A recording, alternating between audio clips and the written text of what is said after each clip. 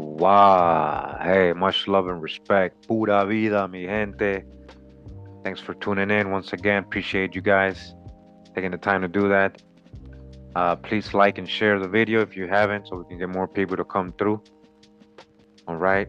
Appreciate everybody here. And, try to stay on topic. A lot of people have opinions about a lot of random stuff. Okay. Just make it clear this is about his genealogy, his ancestors, what we can verify, not about any kind of conspiracies or anything else. I know the whole story is about. Come on, guys. I know about everything they say about LeBron. All right, so, but we're gonna try to find out, his genealogical story. All right. Appreciate everybody that's in the house.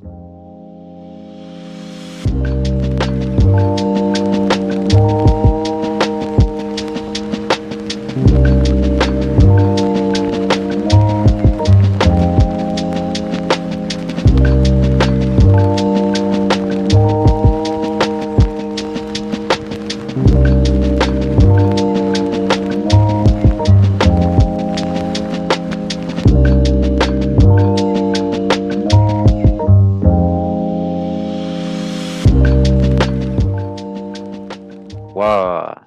Yeah.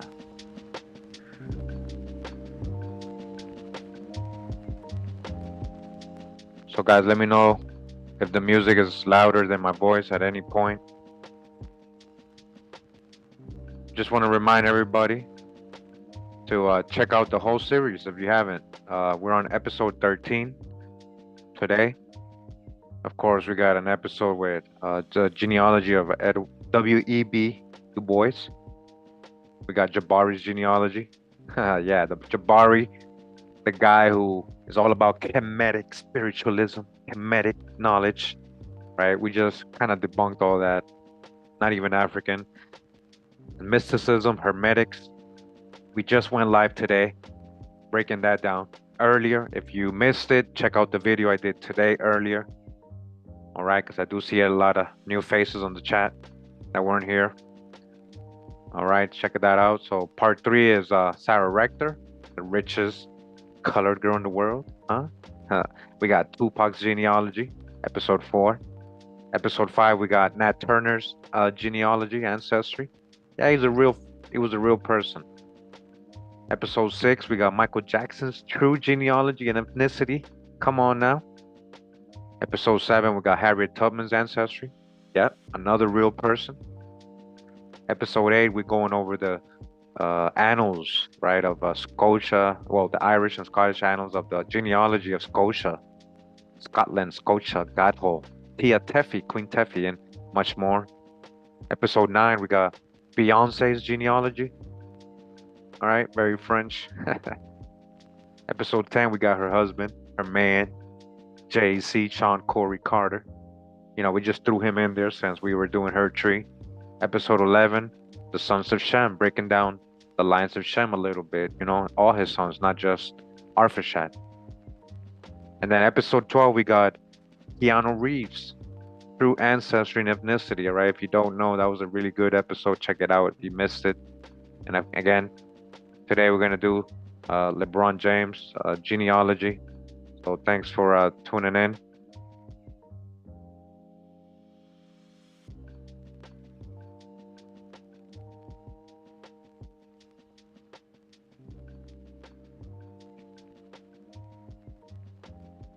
So I guess I'll start in this website just real quick. Just want to read what, most people read and see online about him. It says here in select surnames, LeBron's James family history. Second. Please bear with me, I'm live, guys, so. All right, so I do want to say,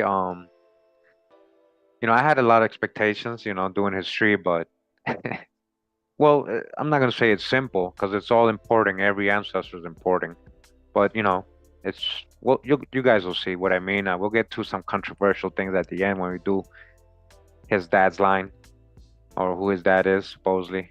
There's a whole big mystery, conspiracy, but we're gonna leave that till the end. All right, we're gonna do his maternal line since that was what coming up, and then we'll talk about his dad and show a little bit of some pretty crazy things. So under select surnames, says here overview. LeBron Raymond James was born December 30th, 1984 to Gloria May James and Anthony McClellan in Akron, Ohio. All right, so this is one of the supposed dads, baby daddies. Anthony McClellan. All right, who's this Anthony McClellan? We'll see. His mother was just 16 at the time of his birth and still in high school. His biological father then disappeared from the scene. He had a criminal record which was to haunt him for the rest of his life. All right, always some crazy dramatic thing with these celebrities and one parent missing. I don't know if you guys are starting to see the pattern, right? You guys starting to see the pattern? All right. And yeah, so and another thing you see online with these, it's the same story being passed and written over and over and over and over and over. When LeBron was 3, his grandmother Freda died on Christmas Day of a heart attack. This event really devastated Gloria because she had no one around her to support her and her child. So struggling to find work as a single mom, she allowed her son to move in with the family of Frank Walter and a a youth football coach. So he kind of stayed with them as kind of like a foster parents, but not really. They just trying to help out the family, but they were kind of like foster parents, helping out his mom. It was he who introduced LeBron to basketball at the age of 9. That's kind of who got him into the whole thing and connected. LeBron began playing basketball with 3 of his boyhood friends and achieved some local fame before entering high school. All right, he ended up his high school career as one of the most highly touted NBA draft picks ever, right? So we know the whole story, right? Maternal ancestry. LeBron's biological father, Anthony McClellan, was a non-factor in his life. Little is known about his origins. They don't know anything except that he was African American and some Native American. What do you mean by that? What's an African American? All right. And Native American blood in him. All right. So if they know that, then they must know something, right? Like somebody knows something, you know. But who is Anthony McClellan? Is that his real dad? And where is this coming from, right? And if you don't know anything, then how do you know he's?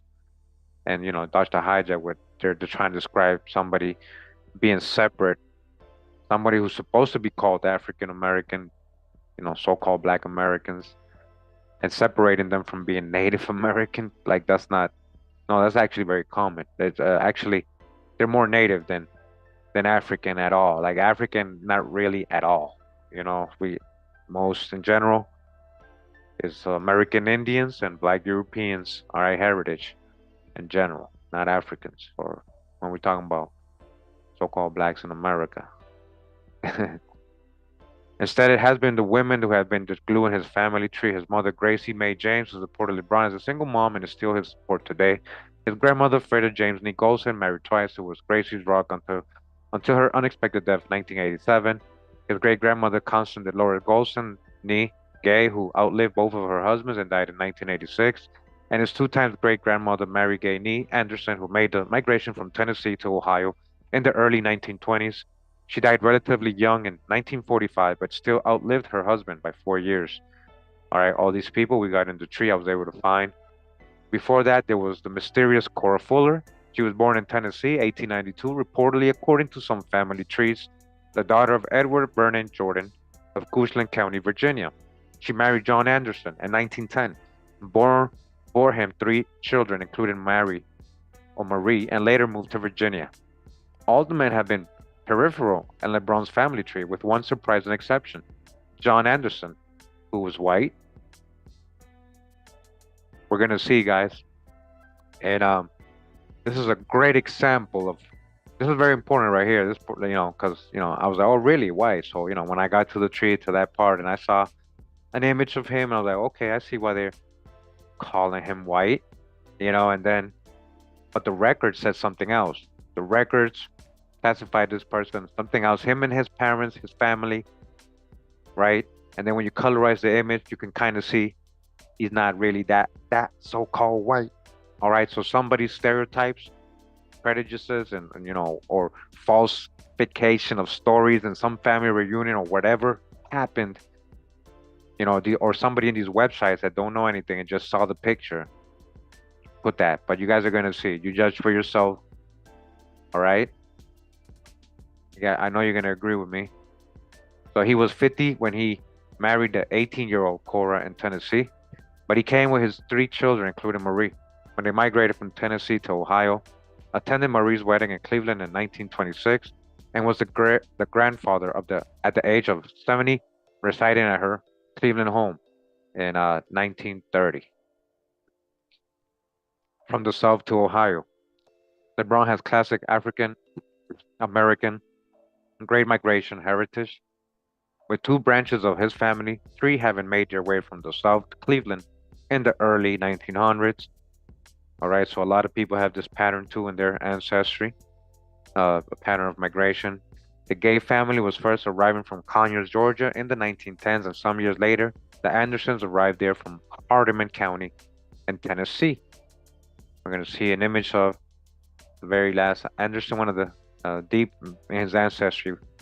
He looked very prominent. He didn't look like a slave. He looked like a very wealthy person, as you'll see. All right, so again, these are some of the lines they're talking about. Prior to Cleveland, the parents of Leroy Gay in Conyers, Georgia, had been Ben and Lavesta Gay, both African Americans, while the parents of Marie Anderson in Tennessee were mixed race, John Anderson, white, and Cora Fuller, black. Again, the John Anderson they're making white. Gotta dodge the hijack, guys. You'll see what I mean. All right, you'll see what I mean.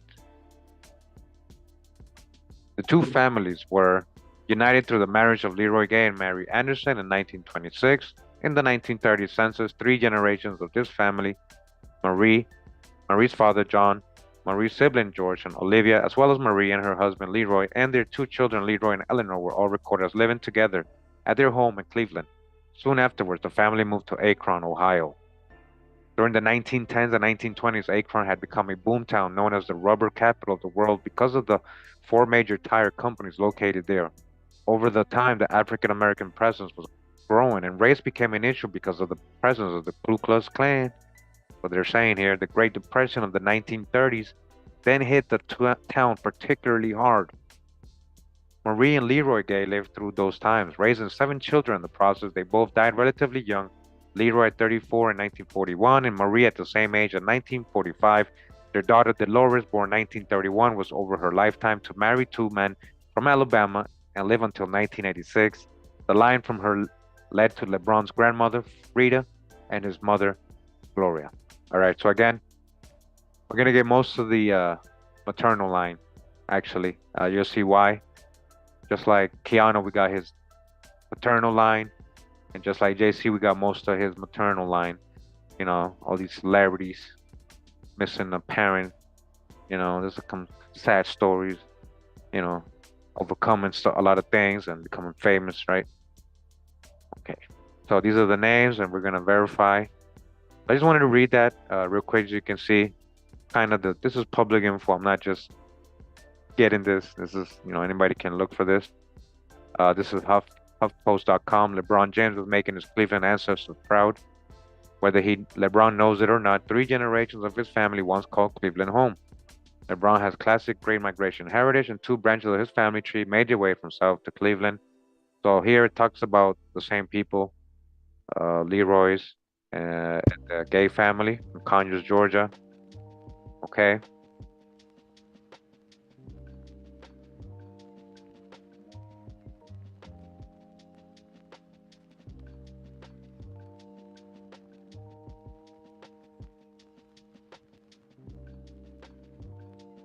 All right. So yeah, anybody with the criticism, everybody always got something to say and criticize, anybody can watch the videos or the episodes I did and see that I tried my best to do everything thorough. Nobody's trying to hide anything or anything like that. So, pointing out things I missed, it's, right now it just becomes conjecture on your part in the chat. I don't even know what you're talking about. So, make your own video if you like and present the sources you have, and, then somebody can see what you're talking about. All right.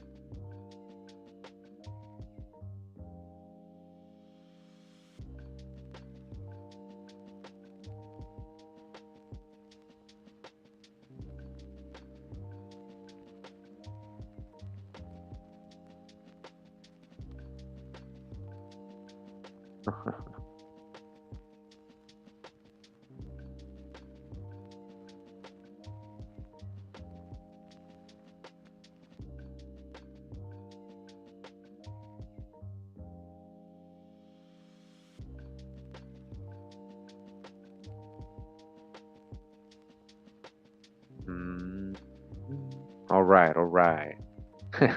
The mystery of the baby daddy. We're gonna get to that, guys. All right. LeBron James and his two possible siblings. Which one could it be? Which one could it be? All right. It actually became a little conspiracy, actually, like, and there's actually a lot of websites talking about a conspiracy. So it's kind of interesting. We're gonna do his mom, all right? So this is Gloria Marie James. This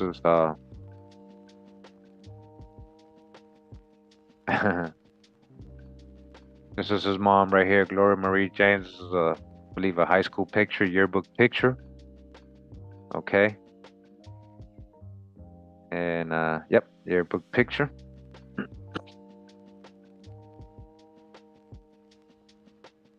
Yeah, the '80s, huh? The '80s. Yeah. All right. So, this is her. They're living in Ohio. Gloria McKeelan, huh? Akron. Still verifying that was her right there. Okay, here we have her father, Willie Lee James, and Freda. That was the lady we were reading about, Freda Marie James. A birth index. And we also got other family members tying it in, the parents. So Gloria Marie James,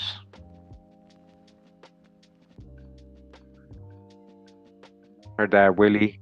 So basically, what I'm showing you is the James comes from the mom's side, maternal, right? So he's carrying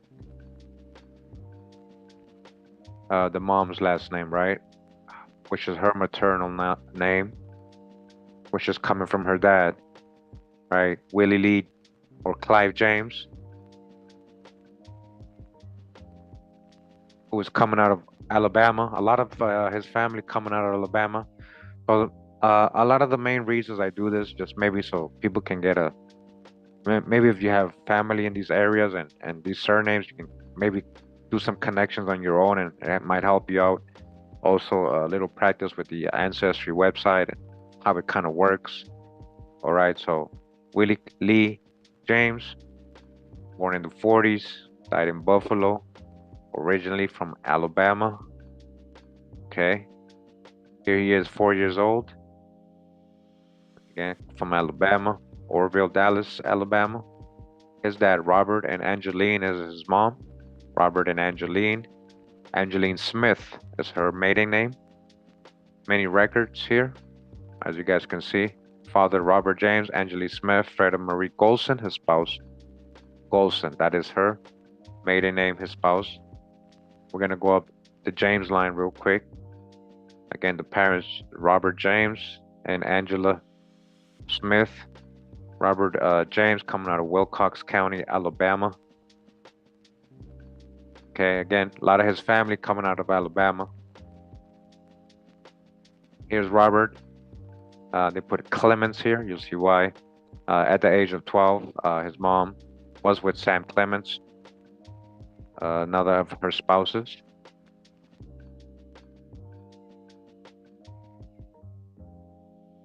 Here is Robert James' Social Security application. Born in the 20s from Dallas County, Alabama. His dad is John Johnson. Mother Eliza Clemens, it says here. Okay. So she's actually Eliza James. Clemens is a marriage name. Again, the Samuel she married. So he took the James. Robert James became James through his mom. So we got two instances where the James was passed down through the maternal line, not through the dad. Okay, just want to point that out. So his mom is Eliza James. His dad is John Johnson. Actually, a Johnson. He's a Johnson. All right. Here he is, World War II draft card.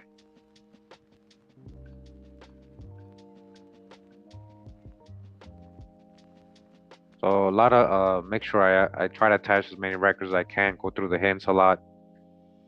So going up his line again, John Johnson, Shane Jr. 1930 census. He's 18, and he's still living with his John Sr. and Willie, his mom Willie. All right, they're all in Alabama still. Again, a lot of his family is going to be in Alabama, and many of the lines. Okay. 1940, same thing. He's 29 now. He's with a wife, Margaret. Got his own family. Okay. So yeah, John Sr.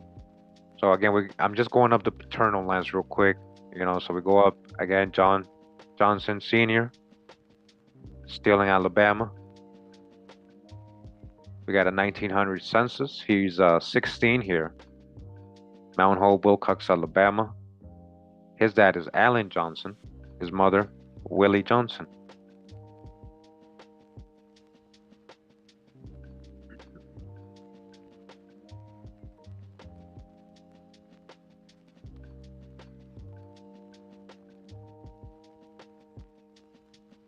Wait, that was his wife actually.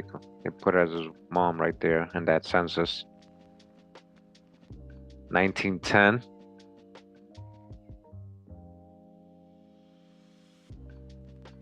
Allen.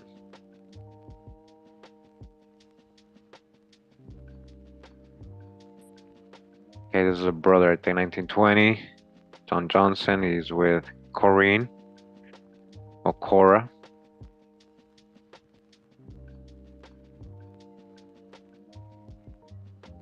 Corinne House. 1950, 62, Alabama.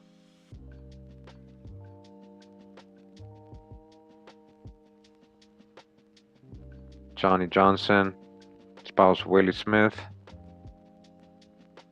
She's a Lewis Smith. That's her maiden name.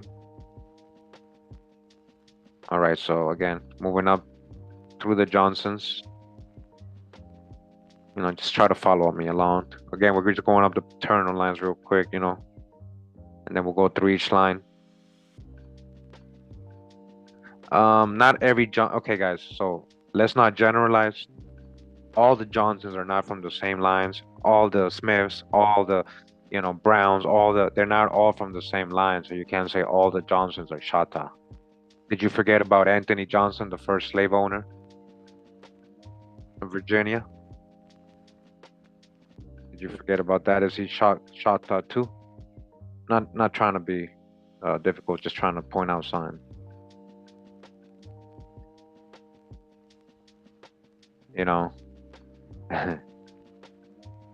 Right? And Angolan. He's not from Angola. He came on an English ship, guys. I've done the video. All right. He was held in indenture, but then he became a slave owner. Right. So, he's not Chata at all.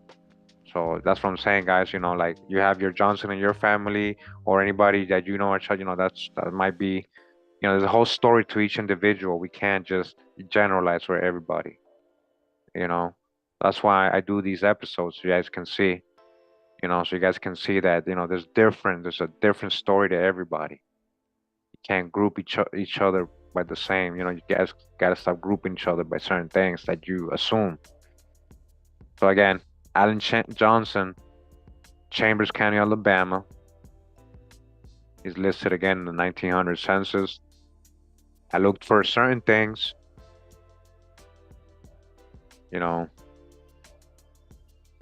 but it doesn't end there. Urban engine, it doesn't end here. We're still in 1900. Most of these will go back to the East Coast if you keep going past 1830. So now, whether these Johnsons are marrying Choctaw women, that's a whole different thing. But that surname is not indigenous. That surname was brought by so-called Black Europeans. Some will say the white man. So again, Now, what I do is, I look for certain things like, Allen family histories, South Carolina. Actually, you didn't. Actually, you didn't. Let me see. He was listed.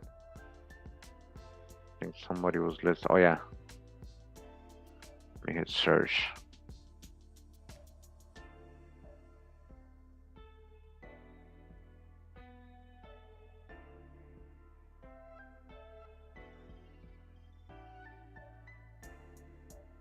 So this is him right here. So if I hit search, I get some things. I get his marriage, but I don't get his parents. Because remember we're already, they want to make everybody into slaves, right? They want to make everybody into slaves, so you're not supposed to even go that far back. But there is a very common name, Allen Johnson. Is very common. So there's a lot of Allen Johnsons, but these ones we're looking at right here, that's him for sure. The Wilcox, Alabama with Willie Dulani.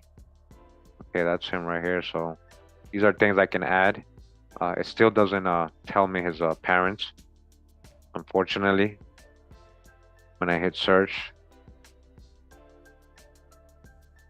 So right now I'm adding this record too. Yeah, that's another way you can hit search. Once you have the profile of the person made, you hit search right from them, and you will get similar results. You can add to the tree. All right. Let me see, for some reason, I had South Carolina. Let me see.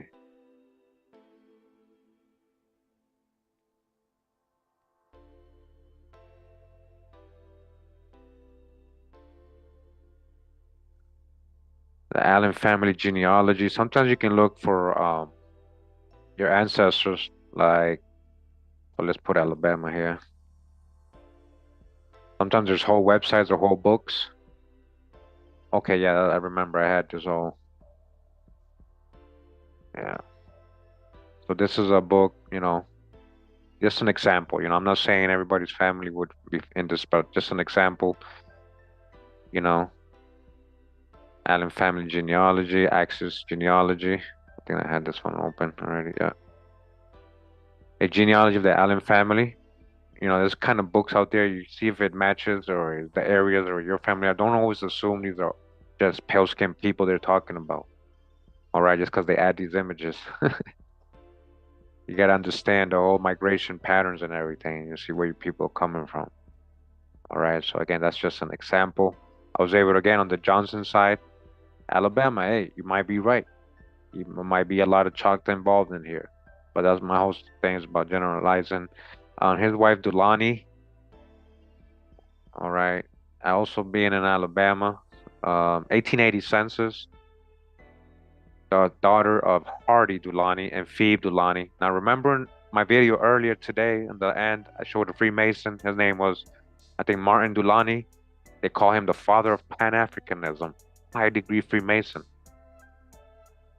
He was from the States, yeah. And so that's what I'm saying. Like, yeah, is it related to these people? Maybe, maybe not. I'm not gonna generalize. I'm not gonna say, oh yeah, all the Dulanis are Freemasons, or they're, all black Europeans or anything like that. So, um, my point is, everybody got an individual story, you know. So they put Millie as actually Willie. They couldn't read the writing. Okay. And Allen. So Hardy Dulani, coming out of Virginia. Okay. 1870. Harvey Dulani, it says here born in Alabama. And some census they'll generalize. If you're living in that area, they'll just put it. They won't ask, But then you get other records that tell you where they're from. Okay, and this 1881 it says Virginia. You see, so for them to put Virginia, it's because somebody had to tell the census taker. They're not just gonna change the state without knowing. So the Dulani, in this case, coming from Virginia. Again, most of these surnames are coming from the East Coast. All right. Hash Dulani colored Wilcox. H. Dulani. African American black. Wilcox. All right. Find the grave. Hardy Dulani, right? Real people. So this is where I was able to get to the Dulani. Let's see.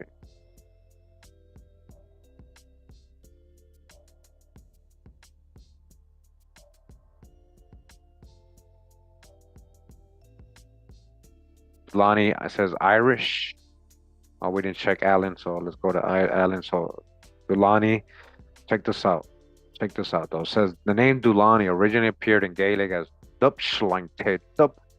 The word Dub means black. Okay, Dulani means black. All right, Dulani means black.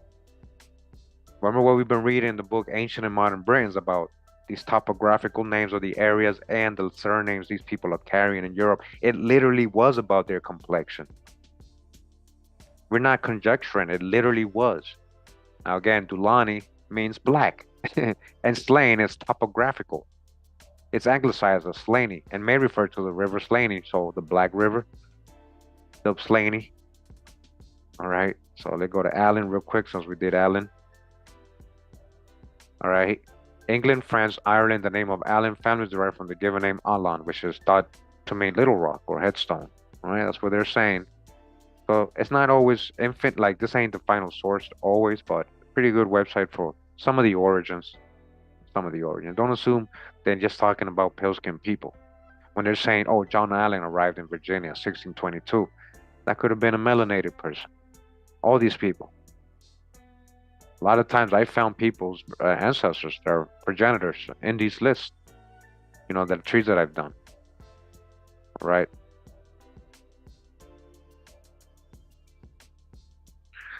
Here on Genie, I have Samuel H. Dulani coming out of Ireland and ending up in Virginia. Could he have been an ancestor to these same Dulanis?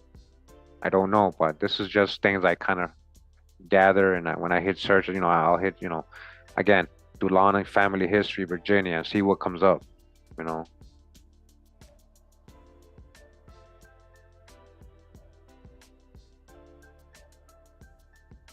Dulani of Virginia.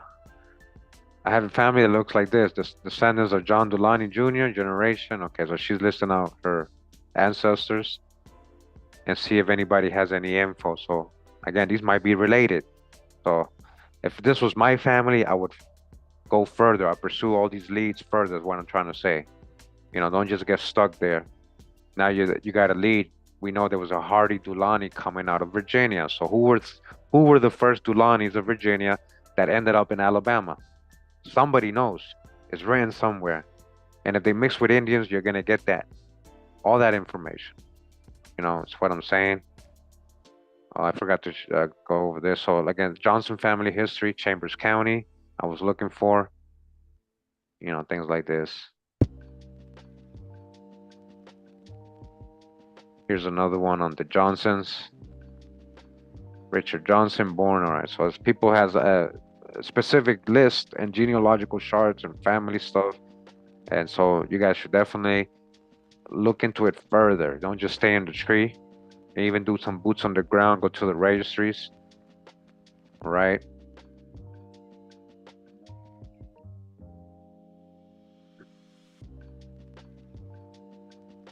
Here's a Daniel James from 1853. Not sure. I saved this because I thought maybe that might be related to the Jameses, but maybe not.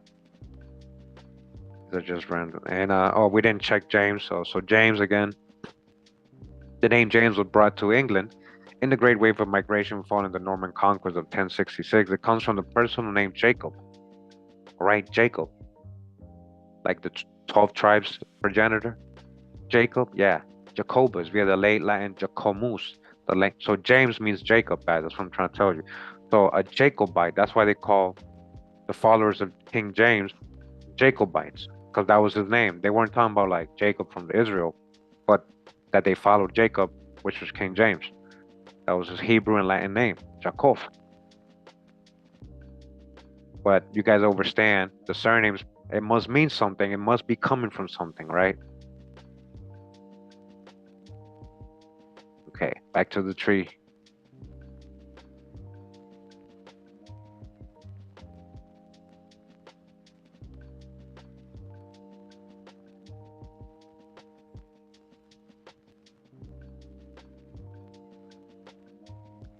Welcome, welcome. Hope you guys enjoying. All right.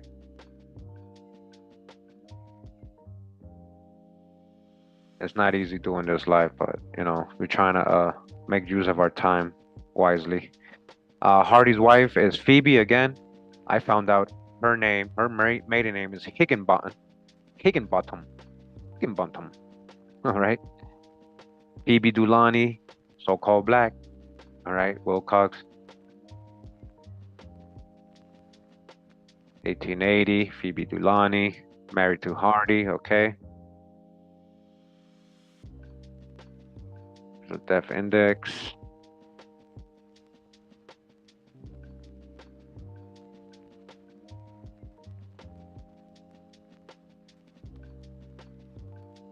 Mrs. Delani.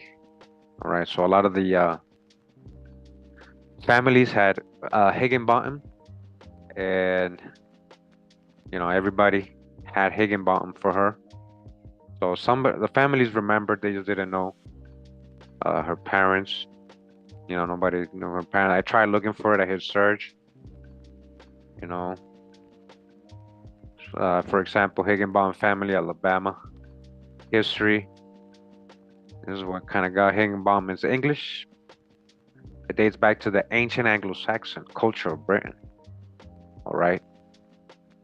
Says another source postulates that Oakenbottom is Bolton Le Moors, Lancashire, Le Moors. Come on now. Saxon, sons of Isaac, Saxon, sons of Isaac. Okay.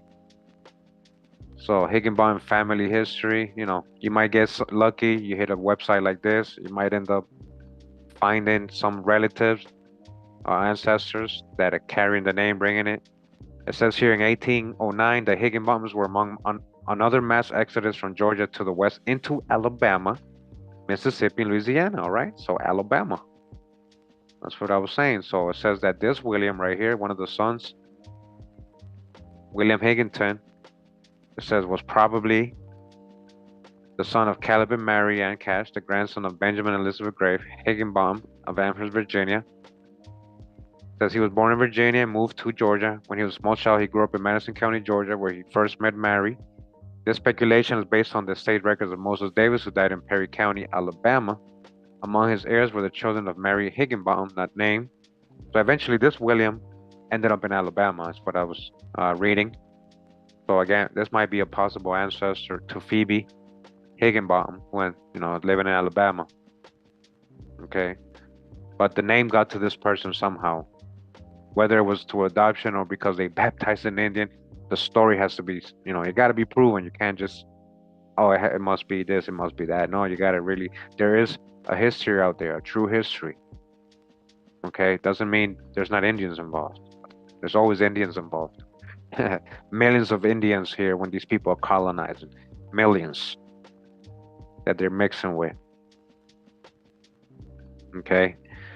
So that was again Dulani, Higginbottom, the Johnson. All right, going down to John Johnson Sr.'s wife, Willie Lewis Smith, 1900 census. She is 7 years old. She's from McKinley, Marengo, Alabama. Oh, that's where she's living in 1900. The daughter of John Lewis and Lucy Lewis. Okay, and this is the census right here, so we can go to the original as well. 1910, she should be about 17. Yep. Now she's living with her in-laws. It says daughter-in-law. All right, daughter-in-law. County marriage records, Johnny Johnson. All right, so you guys can see going up to her parents. Oh, that was bring me down.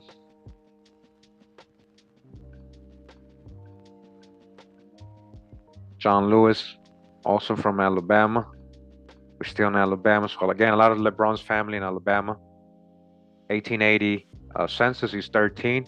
Still living in McKinley, Marengo, Alabama. The son of Albert Lewis and Jane Lewis.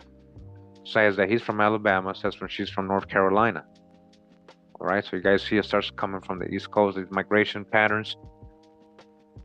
if you really go further back, the name's being carried from there. It doesn't mean that your people weren't in Alabama or all these areas since ancient times, because they were mixing with these people. You know, they were bringing that name. The people bringing that name doesn't always mean they were pale-skinned people. So John Lewis is married to Lucy. Her maiden name is Whiting, Lucy Whiting. So I was able to find her maiden name, Lucy Whiting. All right. Whitling, Willie Johnson's the daughter. So we're gonna go up to his parents. Again, Albert Lewis.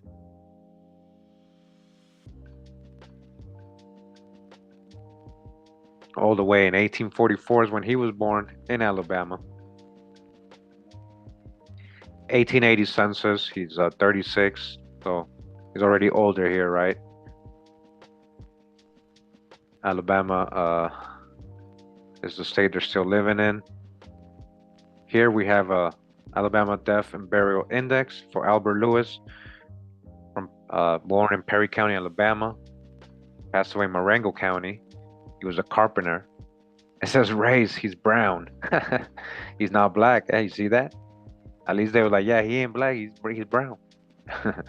That's not a race, guys, right? That's the hijack. So it says his dad is William Lewis and mother Keziah from North Carolina. They're coming from North Carolina. As you guys can see, right? Coming from North Carolina. All right. I know I got. And then we got the family trees, of course. I always verify with those as well. They have his dad is William Lewis and Keziah Lewis. Keziah, William and Keziah. All right, all the families. Okay. Going up to William Lewis from North Carolina. Unfortunately, that's all I found. You know, when you hit search, I mean, you're going to get a lot. William Lewis, very common name, I would say, you know, like, so it's a couple of William Lewises, you know, they try to put white in these 1850, 1860 census without no actual indication of the column saying that the person is white or black, because it's blank on most of these 1850, 1860 census, if you really go into it. So I looked at this one, you know, I kind of looked, there's a lot of William Lewises in North Carolina, so I didn't want to guess. Of course, this is where I kind of reached on the Lewis side. All right, we got William Lewis again. Let's see. I found this book, Genealogy of the Lewis Family in America, from the middle of the 17th century down to the present time. And, you know, I just searched for Alabama. And I do see a lot of hits. So a lot of, you know, you can search for North Carolina, though. And again, you got to take the time to read these books, put it all together, go to the local registries, see what's going on. You know, don't just rely on the gatekeepers when you call these places or these ancestry or these tribal places. Like, don't just rely on the gatekeepers answering the phone. A little high school year old, 17, 18-year-old telling you, no, that's not your ancestor. So, you know, like, you got to really put in real work. Don't rely on one. When you have your genealogy done, nobody can tell you that's not your ancestor once you already have it done. The burden of proof is on them. Once you got all the records, I'm showing you guys, right? These are real people with real records, real census.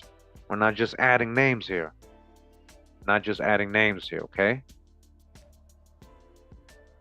Keziah Lewis was a real person.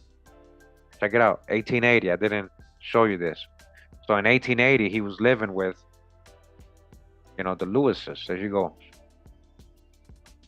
So-called black, right? Which is North Carolina. Born 1810. Where does it say anything about her being a slave or her husband being a slave, right? 1900, she's 95, all right? She had a lot to say. She was still alive in 1900. And here goes Albert, all right? Here goes Albert, so you guys can see that is his mom. So, been able to verify. All right, Albert Lewis, head of the household. And it says Keziah mother. You guys see that? Mother. So again, real records. Where does it say any of these people are slaves? I'm really asking you, what is saying these people are slaves, right? Like, I'm not just joking. Like, this is very, this is a common thing, like a pattern. I don't find slaves, guys. Like, these slave schedules don't have names. And then turns out a lot of the time the slave owners are the person we're working with on the family tree. Doesn't mean they're slave owners how they taught us in school. It just could be that they're the plantation or farm owner, or the head of household, and the people working under them as family, or just indentured servants, right?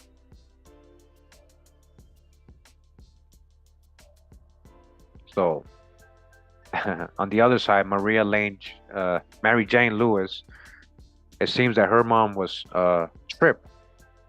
We don't know if that's her maiden name, right? But here's Jane Lewis again, his wife, Albert. I do know I have something with Tripp on it. Okay, here is Jane Lewis, death and burial index, died in Marengo, being called a mulatto. Mulatto. Mother's name is Maria Tripp. All right, Tripp. You guys see that? Tripp. So again, I mean, I don't think I found anything found history. Tripp family, Alabama, history. So here's a genealogical website on the Tripp family. So you see, I'm just surfing the wave with you guys, right? So okay, so this was coming out of Rhode Island. See, doesn't mean it might not be related because this is way back in 1600. Doesn't mean these people couldn't have gone to Virginia, North Carolina, then ended up in Alabama. Sometimes that happens, all right? So I'm just kind of showing you guys how I do this, how I help people out.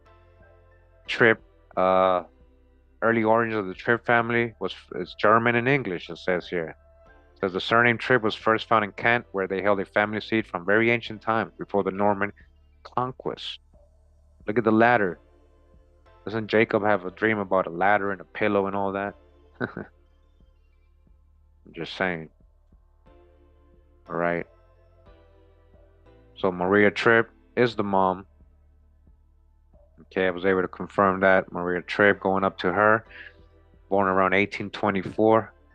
And yeah, I wasn't able to find anything on her when I hit Maria Tripp search. Of course, it could be that the algorithms are holding a lot of stuff back too. Oh, and also, a lot of times they try to add parents that have no relation to the person just because of the last name. And they try to make them slaves and slave owners. And so a lot of those I verified, they weren't, no indication. They had different families, different kids, different wives, and none of the records match. So I'm not like certain people doing their trees here. And I mean all kinds of different people. Black folks, white folks, making up things, adding names, adding fake images, all this kind of stuff. And then messing up your tree because it comes up as a hint on your end. And so you got to really discern the info. So going back down, that was John Lewis's family going up that way. Lucy Whiting, Whiting doesn't mean she's white, but she's Whiting. She actually is. That was her surname. 1880. Let me see. She's 6 years old, right? As you guys can see, so-called black from Marengo, Alabama. Again, a lot of his family in Alabama. Robert Whiting and Mandy Whiting. Mandy or Amanda usually is the shorter version of Amanda, a nickname. All right, that was in 1880. By 1900, she's already married to Mr. Lewis. Okay. But we got her parents, Robert Whiting. 1870 census, Robert Whiting. We got, okay, so let me see what we had. We had Virginia. Let me just go back to the 1880 one. Yeah, so in the 1880, where it lists her daughter, right, Lucy, it says that he's from Virginia. So this is another thing I want. So here you go again. That's what I'm saying. A lot of patterns of people coming from the East Coast, right? Virginia, and the mom also on that one. Let me see. I didn't. Virginia as well. So father and mother, Virginia. They ended up in Alabama. I got two 1870 census. Let me see what's going on here. So this guy's being called mulatto, born in home in Pittsworth, Gloucester, Virginia at 19. All right, and it says that he's living with the Smiths for some reason, this guy. And then another 1870 census, Robert Whiting in Alabama with Amanda. Okay, so this is definitely him still. And Lucy was born in 1871, a year later. So yeah, so this other guy, this is not him. Can't have like, can't be in two different places. So that's another Robert. This is a correct one with Amanda. That must have snuck in there. All right. So again, I didn't was even wasn't able to go past him. Again, I searched. You do get, when you hit search, you get some results, but it's sketchy stuff. Not sure. I'm not adding stuff. I'm not guessing. Did find this genealogy of the Whiting family of Virginia. All right, I guess this is a book, and so I guess this is a book you can look for. Right. I didn't really find much on the Whiting, but again, you might have these surnames, you might know these families, so this is why I do this. So you can see I do all the lines, that we're able to do that are possible. So going back down, that was through the Johnson-Lewis lines. All right, that was actually through the Johnson line. And going up to James, again, remember the James, we got it through two maternal lines. So continuing the James here on this part, we have Eliza James, who also married a Clemens. They're in Alabama, still in Alabama. Here she is with Isaac and Sylvia James, her parents. Home, Richmond, Dallas, Alabama. And her siblings. Okay. Going up to her dad, Isaac James, or Ike. 1900 census, 14. We have Ike here in Pleasant Hill, Dallas, Alabama. Parents Dan James and Emma James. And his siblings as well living there. So again, just wanted to show you guys that, we're going with records here. I'm not just adding things. Here he is with Sylvia already. Social Security records. F records. Okay. Going up to his dad, Daniel, or Dan James. So this is what I was actually showing earlier. Let me close this.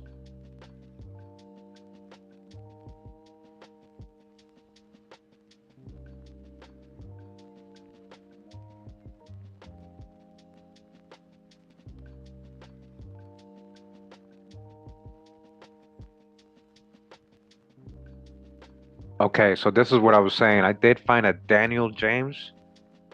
This is like I think this might be the Daniel James that we found. And if it is, this would be his parents, Daniel and Kathy James, living in Gainestown, Clark, Alabama. I wasn't sure that, guys, because this is something I searched. It wasn't a hint. I held on to it just in case. And I'm still waiting, but that's where I ended up, And if it is them, then this Daniel James, let me see where he goes.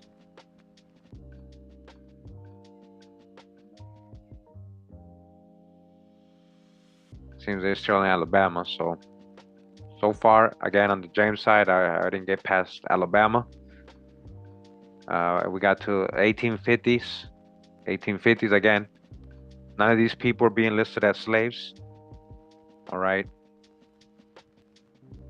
So Daniel, his wife's name was Emma Davis. That was her maiden name. Again, got stuck right there on that part as well. Do you guys see the pattern? They kind of stop you at a certain point.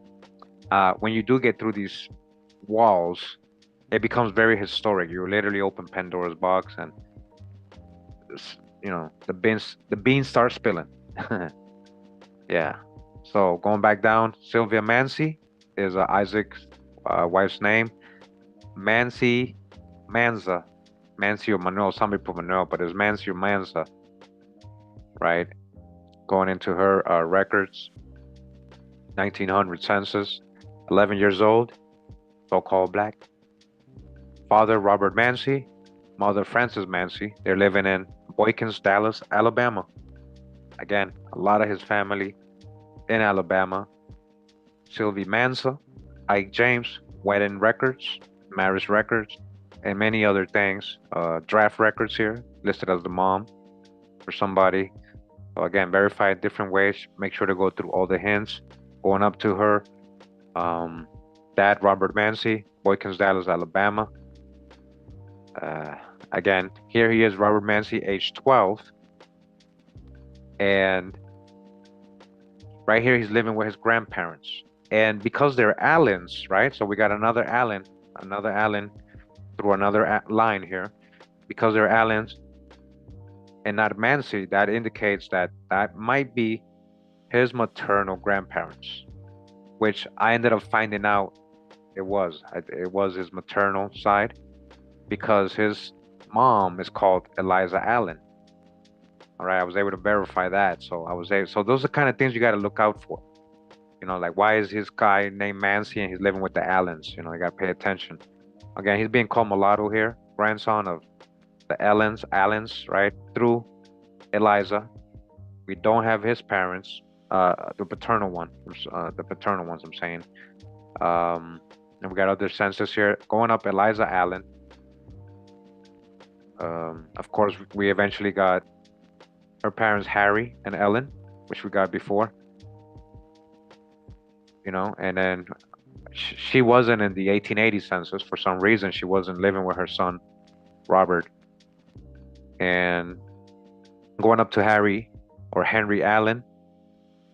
That's as far as I got on that. Let me see if I have anything. So again, I just, Allen family history. I put again South Carolina. I'm not sure why. Oh wait, I think did he come from South Carolina? Let me pay attention. Okay, it says Alabama. Oh, sorry. All right. Oh yeah, here we go. Sorry, yeah, South Carolina. So this Allen family, Henry's actually come from South Carolina.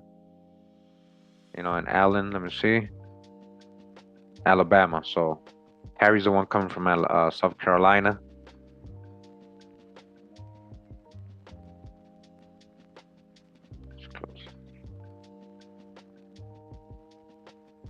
So again, Allen family history, South Carolina. You get a couple things here. Again, the Allens of South Carolina. So this is kind of things you got to kind of do. Once you got a lead, then you got to find, all right, who's Harry? Harry's the parents. Who's Harry's parents? You got a lead. Harry Henry from South Carolina. Who's that first Allens in South Carolina? What town are they coming from? You got to kind of dig through there. All right. So again, these are the ancestors of LeBron James. And just real quick, just want to see how far we were here. 1815. This would be LeBron James' sixth great grandfather. Okay. All right. So make sure we don't skip anybody. So you guys can see all the relatives. So going back down to Robert Mancy, he was married to a Frances Warren. Okay, also coming out of Alabama, 1870. She's 4 years old. The daughter of Richard Warren and Parthenia Warren. So she's a Warren, all right? Warren. Baby Warren. Warren. So let's look at that. Let's see what's that. Warren. Norman Conca says English, Irish. The Warren family live in Sussex. Their name, however, is a reference to Varennes, Normandy. Okay. So it has nothing to do with warring. But yeah, Frances Warren. More records here going up to her dad, Richard. Coming out of North Carolina. Okay. Indicated in the census that he was born in North Carolina and he ended up in Dallas. So again, as you can see, a lot of these people ended up in the East Coast. You got to keep digging. The further back you go, you might end up seeing that pattern in your trees too. Don't just assume that you're just from one area, only in the Southeast. So fifth great grandfather, being listed as so-called black. And we got stuck there. I hit search. I didn't find anything. Again, around the same time, 1827, nothing indicating to me that these people are slaves. His wife, Parthenia, her maiden name, Hunter, born in Alabama, okay, 35 here, so-called black. And I wasn't able to go past that as well. You hit Hunter family history, Alabama. Well, the Hunter maiden name or surname Hunter comes from the kingdom of Dalriada in ancient Scotland. Ancient Scotland. All right, we're talking about ancient people. You already know, most likely melanated folks. It was a name for a person who worked as a hunter or someone involved with the chase. All right, the Hunter family. The Hunter family research conducted by Steele Hunter Jr., Birmingham. Beginnings, Fred Hunter, Alabama. So a couple of websites, the Hunter family records, an account of the first American settlers and colonial families of the name of Hunter. All right, so a lot of good sources. So again, don't just stay there, keep digging. Don't assume all these books are only filled with so-called white people. Don't assume that, all right? That's what they want you to think. Hunter family history. And then some people with the Hunter name. All right. The first Alabamians arrived 13,000 years ago. Huh? What if they were there longer than that? And who's counting that? According to carbon dating, supposedly. So going back to the tree, Parthenia Hunter. All right. And again, that's where we ended up with the Warrens and the Hunters. Going back down to Robert and Francis. Mancy, going back to Isaac and Sylvie, bringing us back down to Eliza James and John Johnson, right? Which brings us all the way back down to Robert James. So that was, again, going up the James maternal line and his mom, two maternal people passing down the James line, James last name. All right, going up Angeline Smith, we got Willie Smith, right? Willie Smith. And Angeline Smith, Willie Smith, Alabama. As a picture of Willie Smith, somebody uploaded from the family, most likely, as you guys can see. LeBron James' ancestor. All right, this would be his second great grandfather. In 1880, he is 3 years old. And his dad is John Smith and Lizzie, or Elizabeth Smith, the parents. All right, in Dallas, Alabama. Many more census records here, marriage records, and all that on him. Definitely verifying that these people are who they are married to who they're supposed to be married, and these are the parents.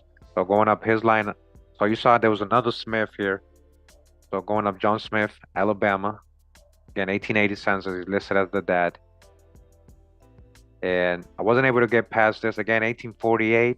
This is supposed to be all slavery times, guys. Supposed to be all slavery times, right? The Smiths, a civil rights family. Huh. And this house, built in 1948, Frank and Alberta Smith raised 3 children. All right, so.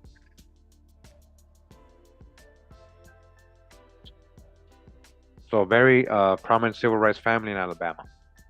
The Smiths.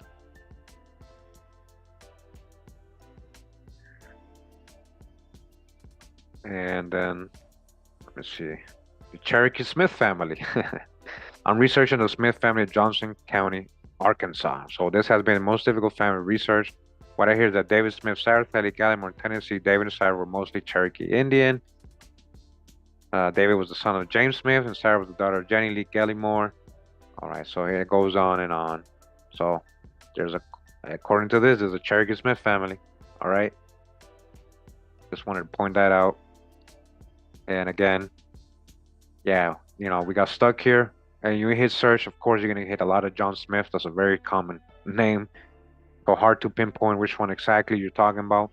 And the thing is, I don't see any slave anything, indicating anything, any stories, anything like that.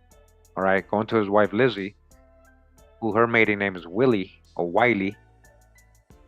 In 1880, she's listed as the mom. She's 21. All right. Marriage records. As you guys can see, Lizzie Wiley, that is her maiden name. Wiley, John Smith, not the one Pocahontas. So nothing on her as well. You hit Wiley, family history. Okay, oh, that's one thing I didn't notice, but yeah, they're listing her coming from Virginia. Okay, from Virginia.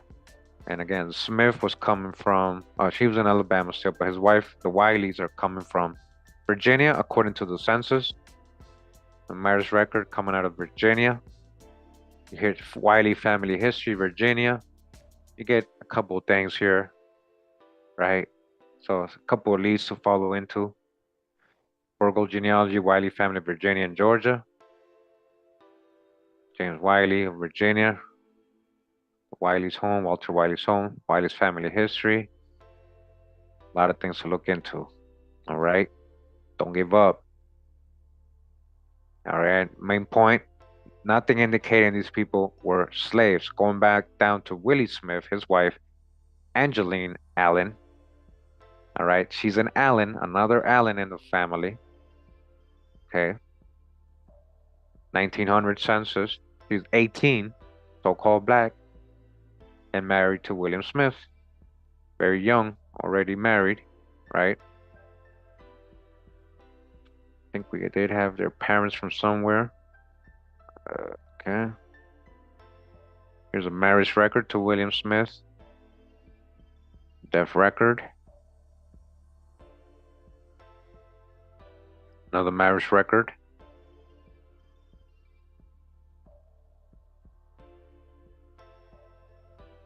(1940) census. But I did have something here. So the families had, let me see. Okay, they had Cornelius Allen and Fatty Allen as the parents for her. One of the families. All right. Oh, I'm gonna go back to my tree. Sorry. Okay, so I'm gonna go back up to her dad. Let me see what I got. Okay, yeah. So basically, this one I haven't been able to verify, but I got this one of the family trees, right? Rosetta Barnes. So I would have to contact her and say, hey, how do you know this is Angeline's parents? You know, she might have a family Bible or something, you know. But this one, just so you know, that one came with a hint. Cornelius Allen, Alabama, and Chatty Allen, Chatty. All right, that's what I was, as far as I was able to go, okay? On this side. So, go back down. That brings us down to Angeline Smith, who was Robert James' wife. Going back down to Willie Lee James. So again, that was through LeBron's mom's paternal line. That was all his paternal mom's line. Okay, now we're gonna go into his mom's maternal line. All right, so all maternal. All right, so that was Frida Howard Golson. Okay, and these are like people we can definitely verify. Her parents are George Edward Golson and Constance Dolores Gay. Remember, we got these names and the stories we read about earlier. Going up to her dad, George Edward Golson, 1930. He's 8 years old, right? He's living with Manon Golson and Sona Golson. All right, those are his parents. 1940. Manon and Sona still. They're in their 40s. He's still living with them. Then eventually he moved out. Got his wife, marriage records. Constance Gay, his wife. These are the parents of Freda Marie Golson, as you guys can see here. And this marriage record. So going up, Manon Golson. 1900 census, age 9, in Alabama. Born 1893.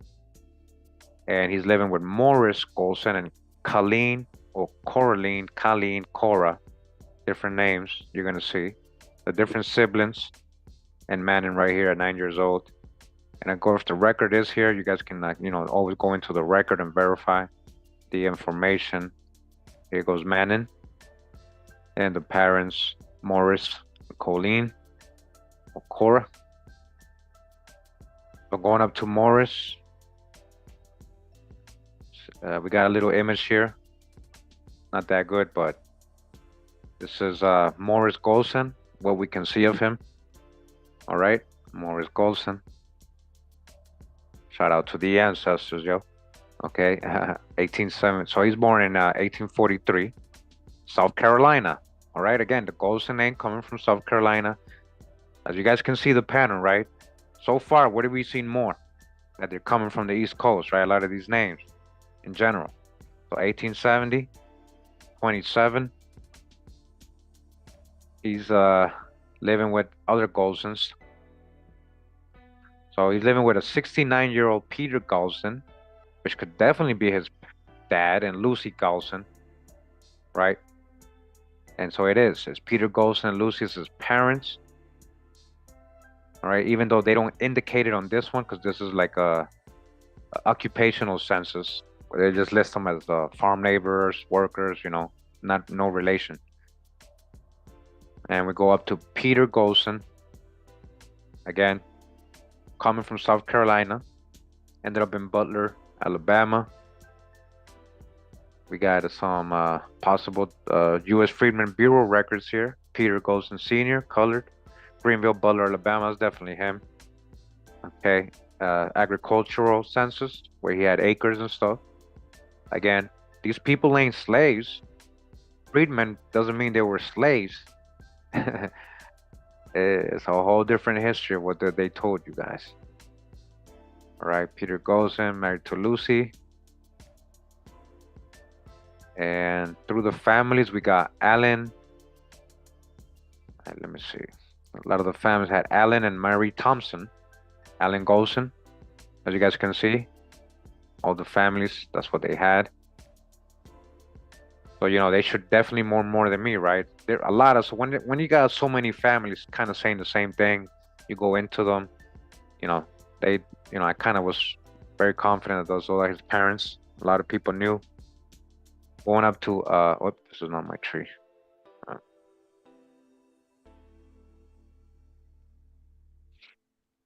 Going up to Allen Golson. Allen Golson, African American, black, so-called black, Autauga, Alabama. But we do have some records here, right? We got Allen Freeman marrying Mary Thompson here. So I was also might have been a freedman. That's why they put Freeman there, but or he might be changing up his last name. I don't know the story. I'm not gonna add conjecture and say he was possibly a slave or anything like that. You got to prove all that. Again, none of these people indicating to me. So we're going all the way back to 1781, right? 1781, and in 1867, and African American, right? So-called black. What slaves? Like, where's the slavery stuff, right? Going over to his wife, Mary Thompson. We just have this marriage record through a bondsman. They could be indentured people. All right. But as you see, a Thompson popping up in the genealogy, coming out of South Carolina. Whoops, brought us all the way down. So that was Peter's parents, Lucy, his wife. Don't know her maiden name, and we don't know her parents. She's coming out of South Carolina as well. Going back to Morris again, Morris Golson, his wife Caroline Waters is her maiden name. We're gonna go into her tree. All right, let's go into her. Let's go into the image here. I don't know which one is, if it's the young one or the older one, but there's an image here that came up under Caroline Waters. Okay. Not the best quality, but it looks very old, right? Pretty interesting clothing. Those are suits. Those are nice clothing. Don't look like poor people to me or people in rags or anything like that. Okay. Yeah. So 1870, Caroline Waters is 12. She's living with Reuben, the tribe of Reuben, huh? Waters and Chloe Waters. Waters and all her siblings right here. Right? More census, a lot of records with her, marriage records with Morris, as you guys can see. Caroline, she's being called there. Corey, going up to Ruben Waters, her dad, coming out of Georgia. All right, coming out of Georgia. Like I said, they're on the move. There's a general pattern, guys. When you start really doing your genealogy, you'll see. Okay. Waters, Georgia, 1870, 45. And again, that was it. I wasn't able to go past that. I searched Waters family history in Georgia. I got a couple things here, you know. Jen Webb Waters family, Waters and Thomas family reunion, but that doesn't even work. Let me show you. I remember, see, site not found. So Thomas family history, Waters, but there's a couple Waters people here you can probably use as leads. Pioneers of Coffee County, Georgia, Waters and Thomas family reunion. So they must know wherever they are. So you have the Waters name in Georgia, you might be related. You might know more. Okay. And going over to his wife Chloe, again, we don't have her maiden name or much. We just have her being born in Alabama. Okay.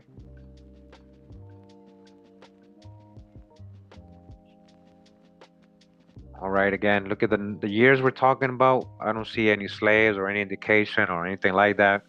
It's conjecture to try to make anybody here a slave. You know, that's kind of rude too. I would say, like, if you don't know, you're just assuming. You know. So Manny Golson, let's get back into it. Sona May is his wife, Sona. She's a Bennett. She's a Bennett, 1900 census. She's 3 years old. Born in Alabama. Her dad is William M. Bennett. Okay, we got her dad here, Bennett. Now remember, Bennett goes back to Baruch. It was a lot of the Sephardic Jews had Bennett as their last name. It goes back to Baruch or blessed, you know, in Hebrew. So Bennett, Marion, Clara Elise Golson. Okay, big one right here. I remember now. You're not gonna, guys. This was weird. Cause remember, now, guys, check this out. Check this out. I'm gonna give you a tongue twister. So, if Sona May Bennett is married to Manin Golson, who's the sister of Clara Elise Golson, who happens to be the mom of Sona Bennett, then who is who is Manin to Sona? Who is Manin to Sona, guys? So, yeah, I know it sounds confusing and it's kind of weird, but it literally, because of the age difference, like these people, William and Clara had, you know, they had her at an old age. They had her in their old age. Oh, how do I explain this? So, basically, Manin married. Manin is Clara's sister. I mean, brother. Manin and Clara are brothers and sisters. So Manin married his niece. Okay? Manin married his niece, Sona. Okay? Manin and Clara, Alice, have the same parents. Manin's parents are, I already showed you guys, Morris Golson and Caroline Waters. Just like Clara's parents are Morris Golson and Caroline Waters. So they're brother and sister. The reason is they were very close to age because William and Clara had kids from young to old, you know, and he got with his niece. He married his niece, you know. Hey, man, it sounds weird, but that's what happened, okay? Don't judge me, don't judge him, don't judge anybody. I'm just telling you, I'm just a messenger. All right. All right, where were we? Now I got lost with all this families marrying each other. Now I got lost. I'm seeing duplicates and stuff. Hold on. So we don't have to go up Clara. We're going to go up William Bennett, you know, through the Bennett line. Is that, or let's go into William's. So William Bennett, Sr., in 1880, he is 10 years old. He's living in Crenshaw, Alabama, Crenshaw County in Rutledge. His dad is Frank Bennett from South Carolina. All right, South Carolina. Okay, again, coming from the East Coast. Elizabeth Bennett, Alabama, his mom from there. Doesn't mean she's original. All her people are from there. They, you got to look into it. But anyways, those are his parents. A lot of different census, a lot of records, death records, marriage records, military records. You guys can see Bill or Will Bennett, the father of a son that went into the World War II. Going up to Frank Bennett, his dad, coming out of what it says here, Georgia. That one says South Carolina, so maybe different. So this one in 1870 says Georgia. This one in 1880 says Georgia. Okay. And 1900 says Georgia. I don't know why I have South Carolina. Oh, I have Georgia. I don't know why I said South Carolina. My fault, guys. So Georgia, right? The Bennetts. Well, this line of Bennetts. Okay. From Georgia to Crenshaw County. And again, didn't find much on them. Let me see if I have anything here.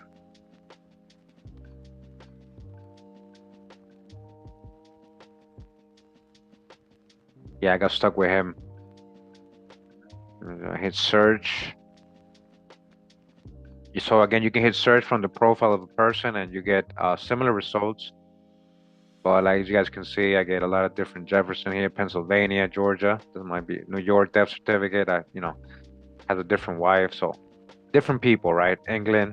So that's why I said it gets, it's hard because they block and they hold in the real ones. They know who his parents are. Spit it out, ancestry. Come on now.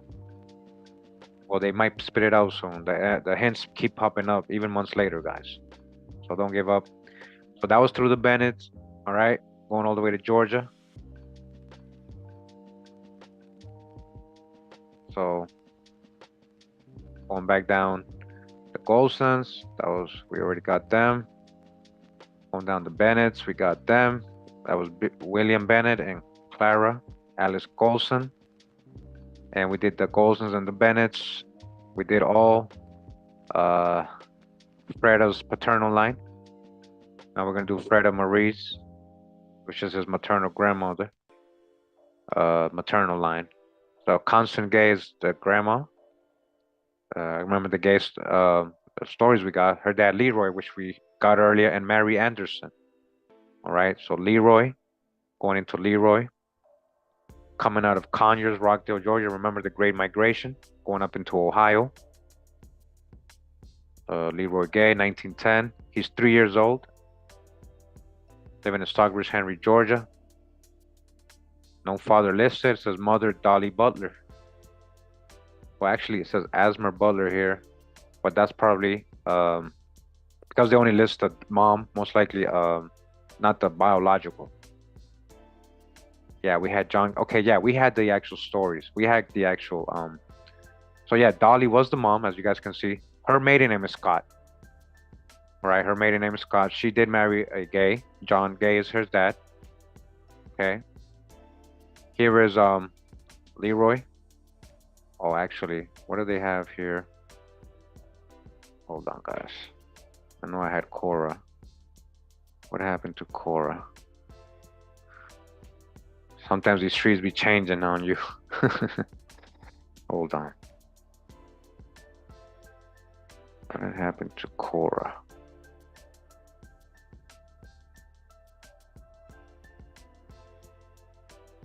Cora, 1888.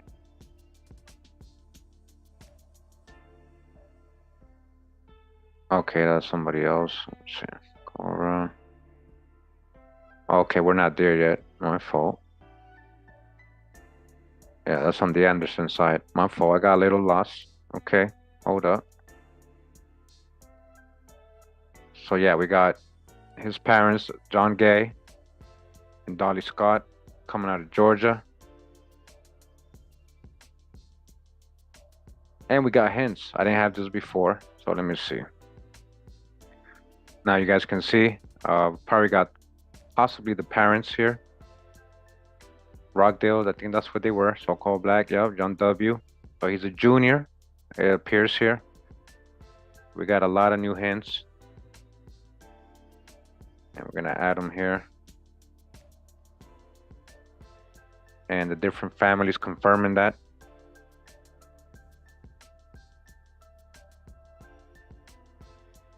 All right, Conyers, yep, that's where they're coming from. Sophronia Jane Lee. So now we got her maiden name. So again, this is new stuff I'm adding here. And those hints were not here yesterday or the day before. Okay.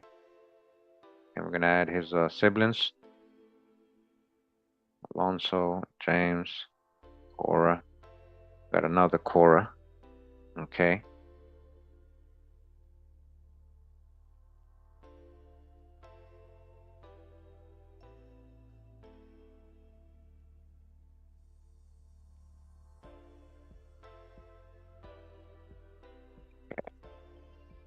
Yeah, that's loading. Here we go. So John Gay, born 1879.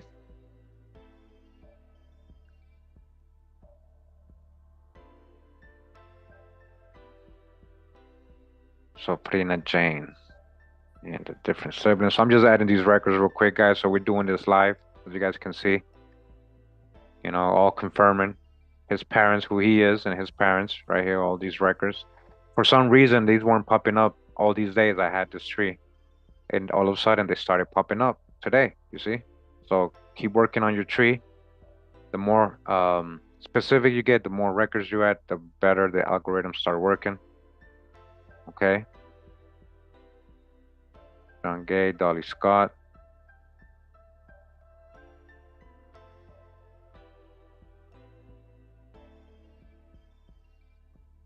And that's not him. Okay. So good. We got some new parents. All right. We were able to go a little farther. And we got John Gay, and it keeps going. We got 7 hints here.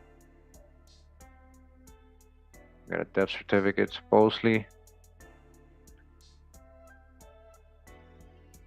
And on this death certificate for his dad, John W. Gay from Conyers. Date of birth, 1879. Name of father, Frank. Frank Gay. We might have a lead here.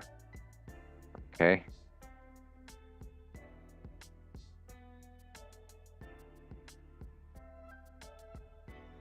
And no parents yet. So Frank.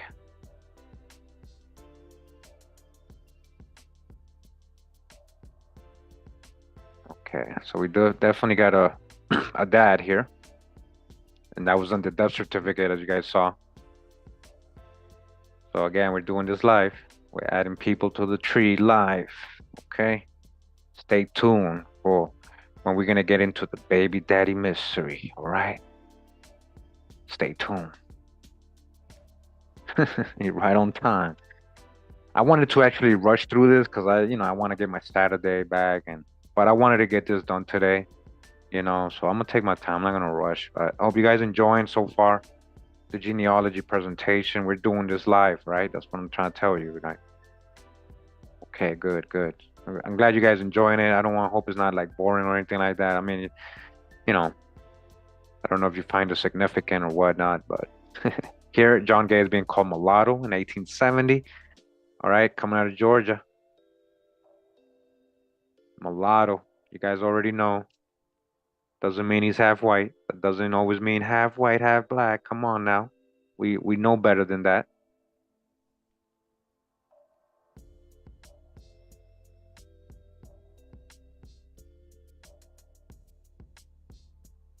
Yeah.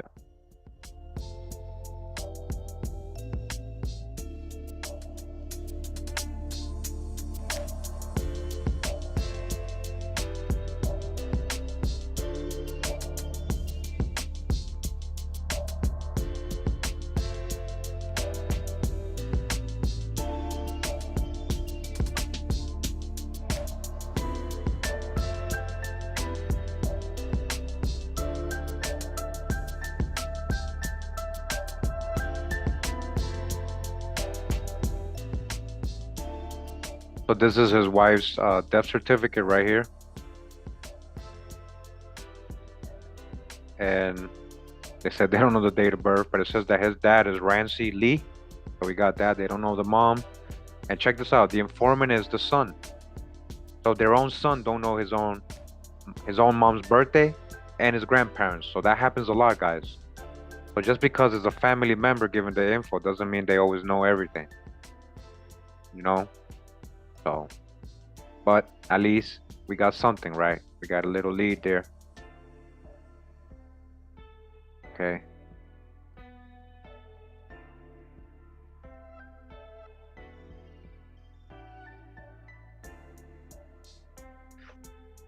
So yeah, we got grave records and everything.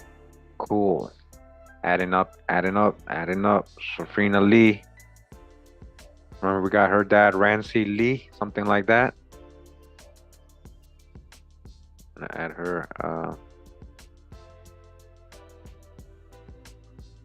So encouraging you guys to sit down and do your work on your tree. It's just easy. It's user friendly. Just gotta learn how to discern the info you see here and what helps and what doesn't, what might hurt you. You gotta dodge the hijack here and there. You know. So as you guys can see, they didn't give me the parents, but we got already that it was Ramsey. We're gonna add the dad. It's on her death certificate. And I hope that the deceased, so she was born about 1848. So for a parent, a dad, I add about 26 years. So 20 would be 1828. 1822 would make him 26 when she was born. Just about. So that's what I'm gonna use. And she was born in Georgia, so I'm gonna say that he passed away in Georgia. This is an assumption, but it's a educated guess. Because she was born in Georgia. I don't know where he was born. That could be another state. So we do the same with Frank Gay over here. John Gay, 1849. So I'll put about the same, about 1822, born. That way we can narrow it down. Birthplace, Georgia. He's definitely deceased. Can't be alive, or could he be alive, right? 1822. We're gonna say Georgia, right? That's where these people are. His son.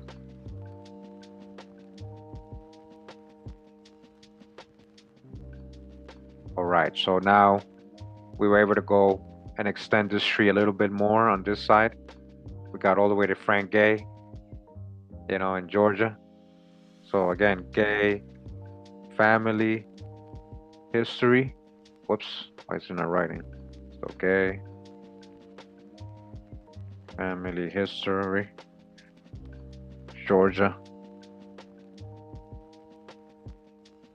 Wow. What is that all about? Why? Oh, okay, I get it. Oh my gosh. Oh gosh. I should have known that was gonna happen, guys. My fault. All right, I don't think we're gonna get anything serious now. All right, forget that. Well, hopefully hints pop up, but you see, kind of ending at the same time. Don't know the moms. Possible Indians. Right on this side, Dolly Scott. Right, Scott. The Scots. A lot of Scots are Saponi, Catawba Indians. I do know that. All right, Dolly Scott, coming out of Georgia, so-called black. All right, this is most likely her. William Scott, the parent. Ellen Scott, the mom. Okay. William.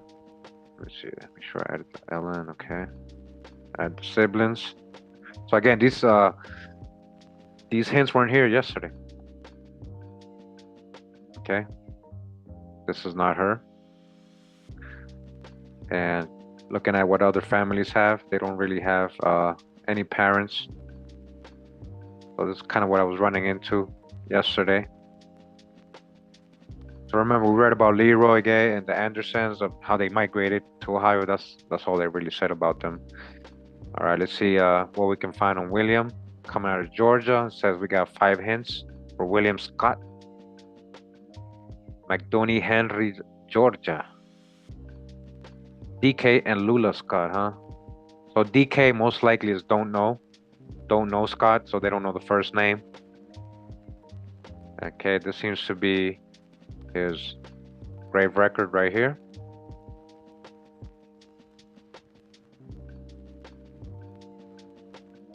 We had Essie. So we had Essie already as a daughter, so we can verify that. Here they are married, Ella, well, in 1880, so-called black, right? And 25 and 19, they're young.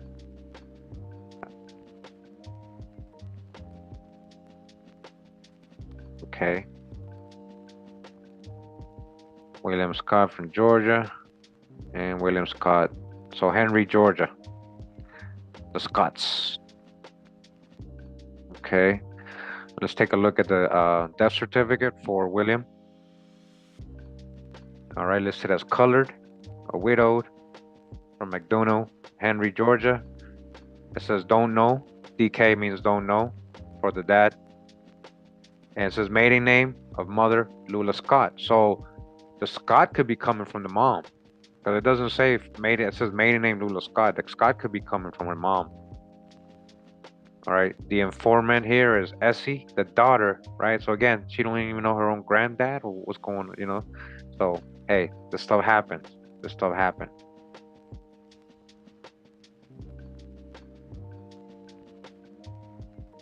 So we'll add Lula Scott. We're not gonna add DK because that doesn't mean that's not a real name. All right. Add this tree from another family. And Dolly. Daughters, Minnie.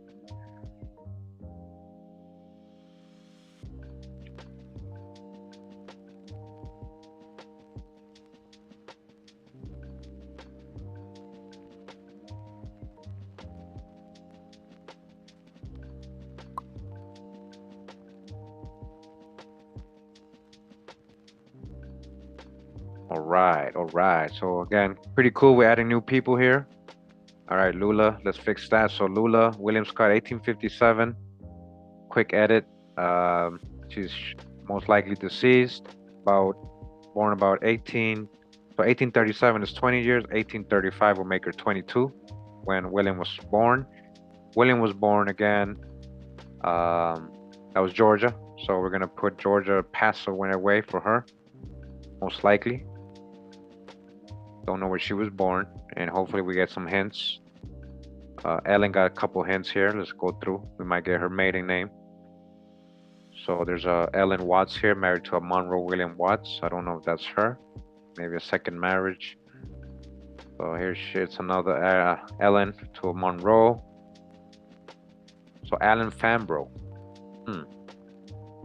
So I'm not sure if this is her right here because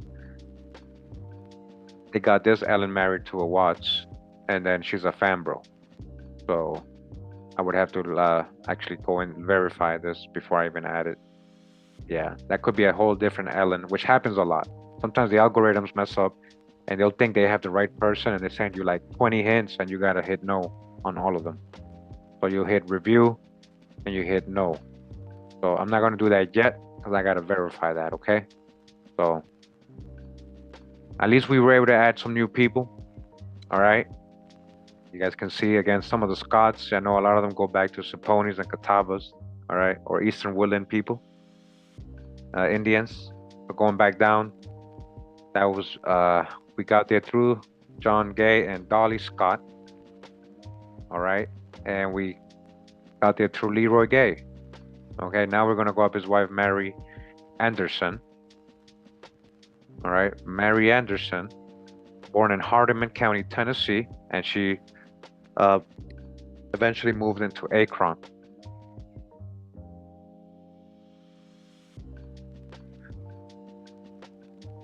So Mary Anderson was 8 here in this census, 1920, and she is the grandchild. She's living with her grandparents, Fuller. All right, so I knew that eventually I was going to run into Fuller, right?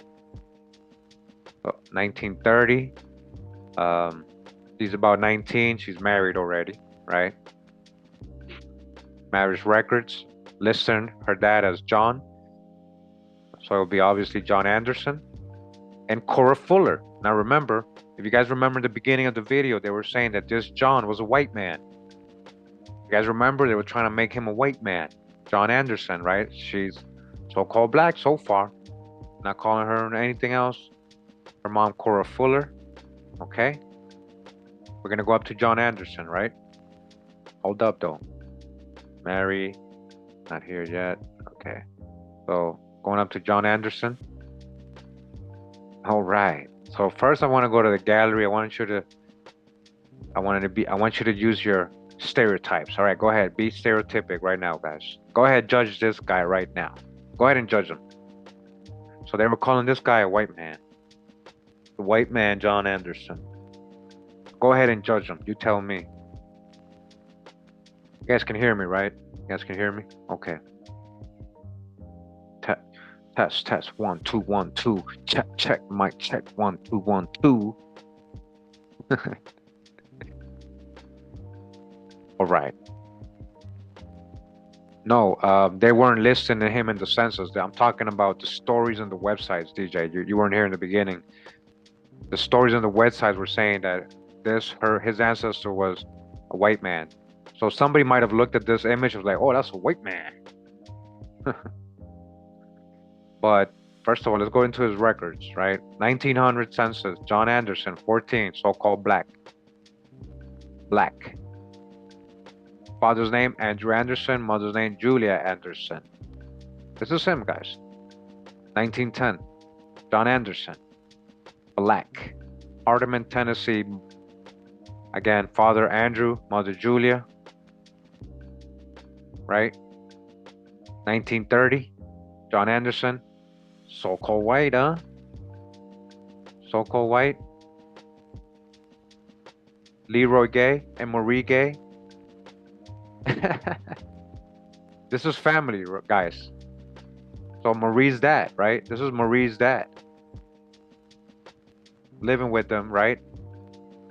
Let's go into the census. I want you to see how the census takers were doing just because of what people look like.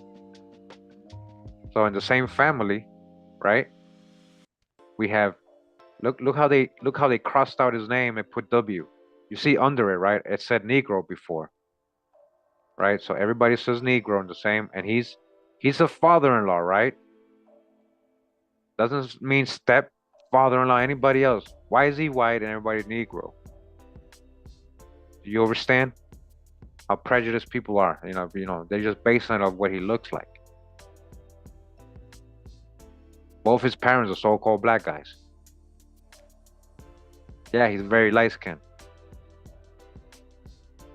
Let me go to his gallery. So I colorized his image, right? This is what they're calling him a white man, I mean, I guess you can judge if you want. I showed it shout out to Rob, or she red line. He was like, nah, I ain't no white man. When I showed him the black and white picture, I ain't no white man. You knew right away. I colorized it. I'm like, okay, I see what they're trying to make him a white man, so-called white. Yeah, he can probably pass for white. But I don't think he was trying to. People just making him white in these census and in these stories when they're telling the stories. All right? He knew who he was. He knew his family.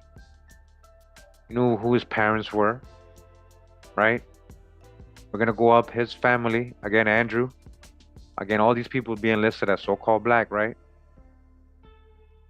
Andy or Andrew Anderson, so-called black. Right? The son of R. Anderson and Martha Anderson. He's 18 years old here in 1870. 1880. All right. Now he's mulatto. Again, it depends on the people's perspective. So what I'm saying. And also, what do they mean by mulatto? Mixed with what? Indian? Hardeman text. Spouse Julia Anderson. Yep, that's them right there. 1900. Yep, so-called black. He's black again. Remember, this is his family, right? So, Andrew Anderson, Tennessee death records, and in the death record they put don't know with the parents, and it was an Anderson. It might have been a son. They might have not known. Again. Andrew Anderson, colored farmer, no slaves here, born 1850. Nobody's talking about slaves or anything like that here, guys. All right, this is his grave, social security application. So the name of his dad, through all his families, which I think listed them, Ridley Anderson and Martha. We already had that on the census. Martha Toone is her maternal name. So Ridley Isaac Anderson, full name, Ridley Isaac Anderson. Martha Toone is the parents for Andrew Thomas Anderson, who are living in Tennessee, Hardiman, Tennessee. All right. So, hey, much love and respect. Thanks for everybody that's tuned in. I got much love for everybody. You know, you bring the love. I got love for you. You know, going up to Ridley, his dad, right? Check out the picture we found. Ridley Isaac Anderson.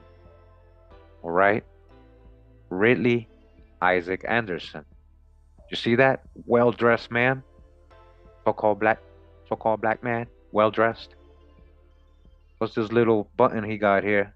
What is that? Is that a Confederate thing? What is that? But that doesn't mean anything, right? Like, all right. So again, that don't look like a slave to me. He was born in 1825. 1825, right? And I'm assuming this is way before 1860 that he took this picture or this drawing or whatever, right? And that's not a slave, guys. They sent him as black here. 1880, Ridley Anderson with Martha Anderson in Hardiman, Tennessee, so-called black. All right. By this time, Andrew was gone and married. Tennessee death records. Martha Toone, the wife. Ridley, the child, junior. All right, Martha Toone, as you guys can see, they're real people. Look at this, U.S. Freedmen's Bureau, Ridley Anderson, employment, record type, employment, not slave, employment. You don't know the real history. You gotta really do research. They just told you Kunta Kinte false slave stories. Agricultural, he had a lot of acres. People had land, he was wealthy. Employment, got paid for whatever contract he had, indenture or whatever. Okay, so we were stuck with him. Some people try to add a slave master that had no relations to him. You know, so-called white people do that a lot of the time. And they try to add these fake people and possible suggestion parents, and I click on them and I verify them, and I'm looking through them. They all got different families. They're in a different state. They got different wives, different kids. Where does it indicate anything about being this person's just because he has an Anderson last name? A lot of people try to do that, guys, to try to throw you off. Be very careful. Show me the proof of his parents. I'll wait for that. Look at that. All right. And I think I have, let me see. I know I do have a colorized version like this. I think I made. Yes, I do. Just going to show you real quick. Appreciate you guys tuning in. All right.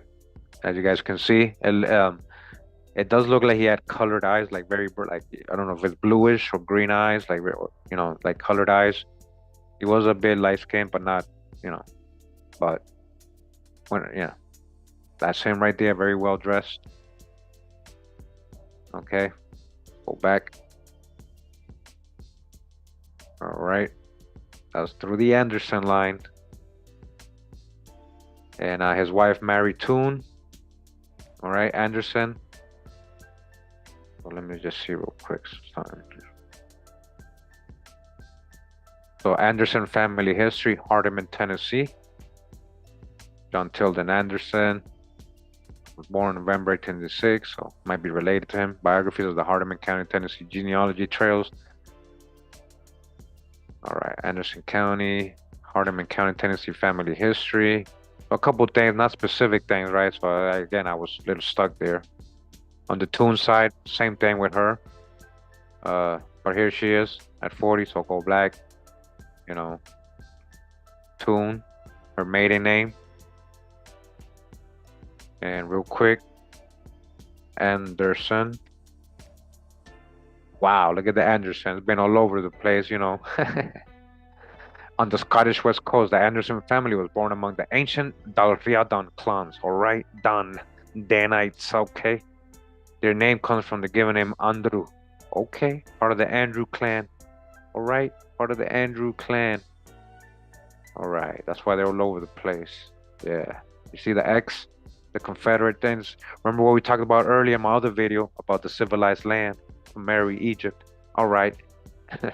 It all full circle, guys, full circle. It all starts connecting. Toontown. Oh yeah, we forgot to go into Toontown. Toontown. Toon. English and Scottish. The surname Toon is of Anglo-Saxon origin. It is derived from the Old English toon, which originally meant fence or enclosure, but soon came to mean enclosure around a house, homestead, village, or town. All right, town or toon, town. That's where you get town, I guess, from toon, toon, town, toontown. Okay, I get it. So that's as far as we got on her. 1830, Tennessee. All right, the Toon family. Going back down, we get Andrew and his wife Julia Buckner. Buckner can come out of Kentucky in 1870. She's 16. All right, living with Emily Buckner, her mom. Emmeline Buckner. And her dad is William David Buckner, according to some family members. Let me just see here. Ohio marriage. Yeah, marriage. John Anderson. Social Security. Death record. Okay. And the families. So they had William David Buckner here and Emmeline.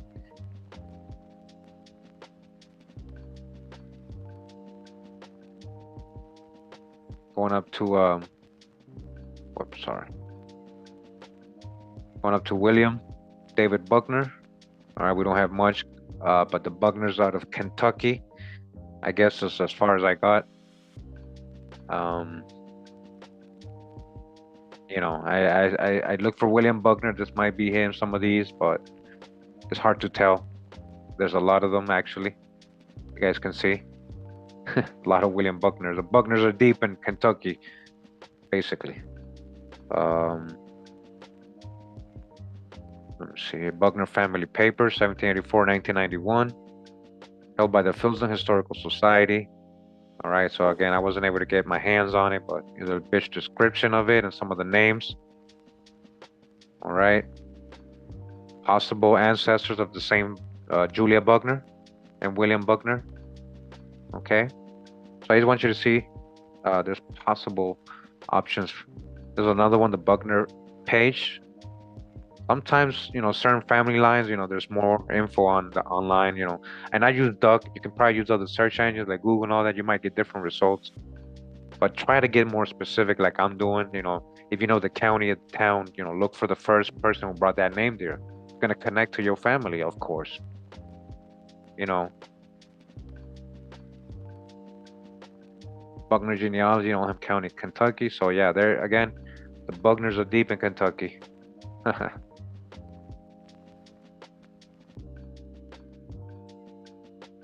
So going back down, because that's as far as I went, even on the Emily Buckner side. She's coming to Kentucky as well. Going back down to John Anderson, the so-called white man who's not a white man.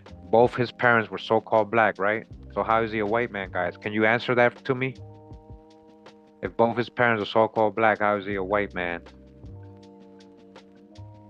All right, going into his wife, Corinne Fuller. All right, there's a little image of her here in this old newspaper. Kind of see it.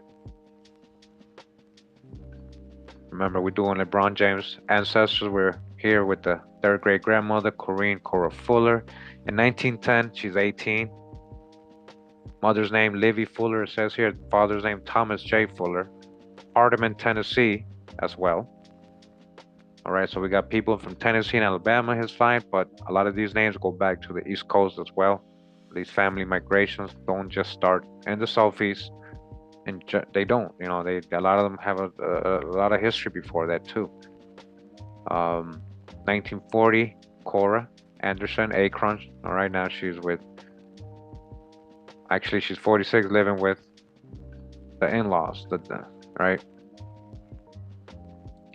So again, we'll go up to her dad, Thomas J. Fuller from Tennessee, 1900, 39, so-called black, Levi Fuller. And yeah, I wasn't able to get anything on them.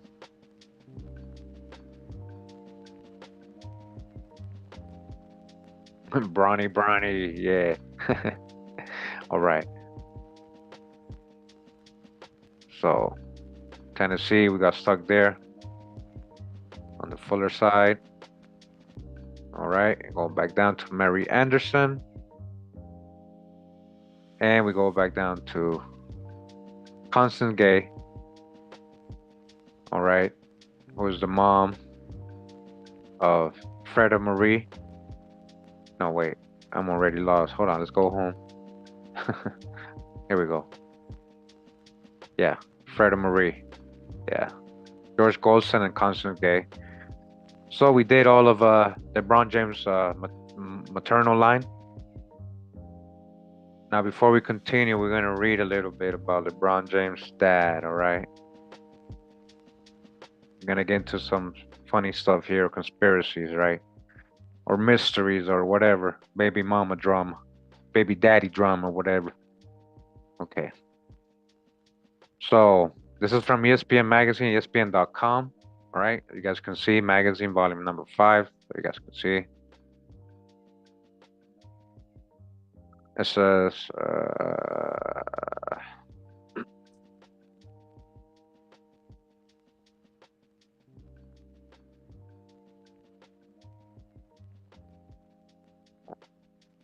her name is Gloria Marie James, and she's a testy, diminutive woman with a serious set of lungs. I'm loud and can't help it. She got pregnant at 16, and it's been just her and her Ron Barn ever since. She says the father was a casual sex partner named Anthony McClellan. That's what she's saying, right? She's saying, hey, that's the dad. I don't, it was just sex, nothing serious. Who by now is well known within the state and county penal systems. He's been convicted of arson and theft. To name just two of his many transgressions, all right? Remember that. Arson and theft is going to be a pattern. Remember that, guys. And he certainly wasn't the one to help out Gloria out of her monetary hardships. Gloria's always been late to bed, late to rise. I ain't into mornings, and she's seen her share of troubles as well, having spent a total of 7 days in county jail. According to Akron court records, she's been cited over the years for playing music too loudly, criminal trespassing, contempt of court, and disorderly conduct.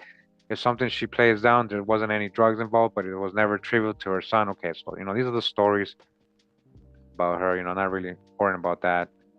People are young, people do things, but I just want you to see, okay, so we got a whole little story here about somebody who's possibly his dad, right?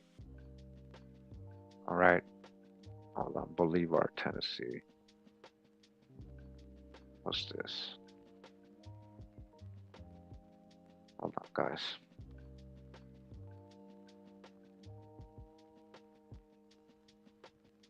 The story of LeBron James' biological father. Although the identity of LeBron's father has never been confirmed, this conspiracy seems close to the truth. So it's a conspiracy? I didn't even know it was a conspiracy. Like, I'm reading, I'm just trying to find the ancestors, and it's just turns out I'm going into a whole conspiracy here. It says LeBron James is without a doubt the best basketball player. All right. Okay, yeah, okay. Well, I witnessed a lot of people play back in the 80s and 90s, so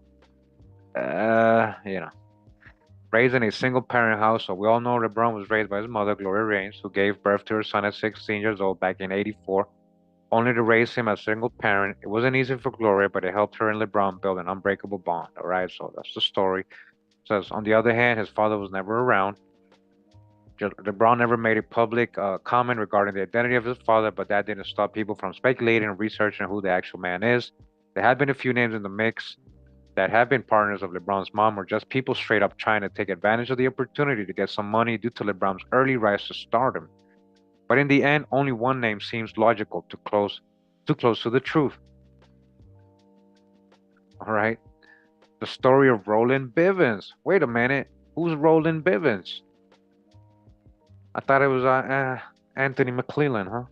So, according to rumors that were swirling in Akron, Ohio during the 80s and 90s, LeBron James' genetic father is Roland Bivens. Bivens was a basketball star in his state and a part of the 1980-81 state championship team. So he played basketball. He was pretty good. Apparently, he was often seen around the same friends groups as Gloria James, which naturally linked the two together, especially looking at the physical resemblances between LeBron and Bivens. Okay, they happen to look the same. We're going to see some images, guys, all right? The two were also very similar from a basketball standpoint, especially looking at their physical attributes and demeanor. Like LeBron, Roland was just more athletic than everybody else on the court, playing with certain style and charisma LeBron presents nowadays. I mean, looking at a few images of Bivens, you can see a strong resemblance. So why wouldn't he come out and claim that he is the father to LeBron? Well, that's a tragic part of the story. Check this out, guys, because Roland Bivens got shot and murdered when LeBron was only 8 years old. Now, there's a couple people in the basketball league that know LeBron, is close to LeBron. They say they're LeBron's close friends, sports announcers and sports people, whatever. There was one on video. I'm not going to show you guys. There's a lot of conspiracy involved in this, but he was saying that, when LeBron was young, he knows a lot about death and he didn't want to die. It's a miracle he's alive because he knows about, when he was a young kid, his dad died. So, like, that doesn't add up with the Anthony McClellan story, if that's true. It adds up with the Roland Bivens story, as you guys read here. Yeah, he was actually murdered in 1994 when LeBron was about 8. Various sources ran with the narrative of LeBron's father getting killed at a young age, which fits the story of Roland Bivens. This is what I was just saying. So a lot of people that know LeBron mentioned it. I don't think they were realizing the controversial part behind it. When you look at the evidence, all the logistics of it, it seems highly likely that Bivens is the genetic father of LeBron James. But what is the 100% truth will probably never be known. Who knows how different LeBron's life career would have turned out with father? Okay, so all right, so that's the conspiracy of Bivens right there. All right, let's keep going. The story of LeBron James' biological father, things you didn't know. All right, the chosen one, huh? We all know LeBron was raised by his mother, Gloria James, who gave birth to her son at just 16 years old back in 1984, only to raise him as a single parent. It wasn't easy for Gloria, but it helped her and LeBron build an unbreakable bond. She served the role of both parents and played a huge part in LeBron James becoming who he is. On the other hand, his father was never around. Now, guys, take a look at this image right away. You see this on the right? That's one of the dads, one of the supposed dads. Now, you're going to read here on this website, I think it's going to say it, and a lot of websites is going to say this is Anthony McClellan. But I'm going to show you guys who it really is based off the yearbook picture they're getting this from, because I found the yearbook, and that was Roland Bivens. In the high school yearbook, right, we're going to find out. And I didn't know this in the beginning. I was trying to put it all together. Anthony McClellan, Roland Bivens, and Gloria all went to the same high school, right? And Anthony McClellan and Roland Bivens happened to be in the same yearbook, right? The same year. And this is Roland Bivens in that yearbook. Look at the similarities. You guys don't think that looks like him? I mean, when I first saw it, I was like, wow, that really does look like LeBron. But it gets crazy, right? It gets a little crazy. So it says LeBron never made a public comment regarding the identity of his father, but that didn't stop people from speculating and researching who the actual man is. There have been a few names in the mix that have been partners of LeBron's mom, or just people straight up trying to take advantage of the opportunity, all right? So the story of Roland Bivens, we got that already. State champion, right? He looks like LeBron. Again, this is in the yearbook, this is Roland Bivens right here, all right? When they're saying physical attributes, I agree. Says the two were also very similar in basketball. So he was a basketball champion, a state champ, right? Is this Roland Bivens? So various sources ran with the narrative of LeBron's father getting killed at a young age, which fits the story of Roland Bivens. All right. So again, that was kind of the same. Just wanted to show you because that one had an image. SidelineSources.com says Anthony McClellan and the conspiracies surrounding LeBron James' father. Conspiracies? Like, say what?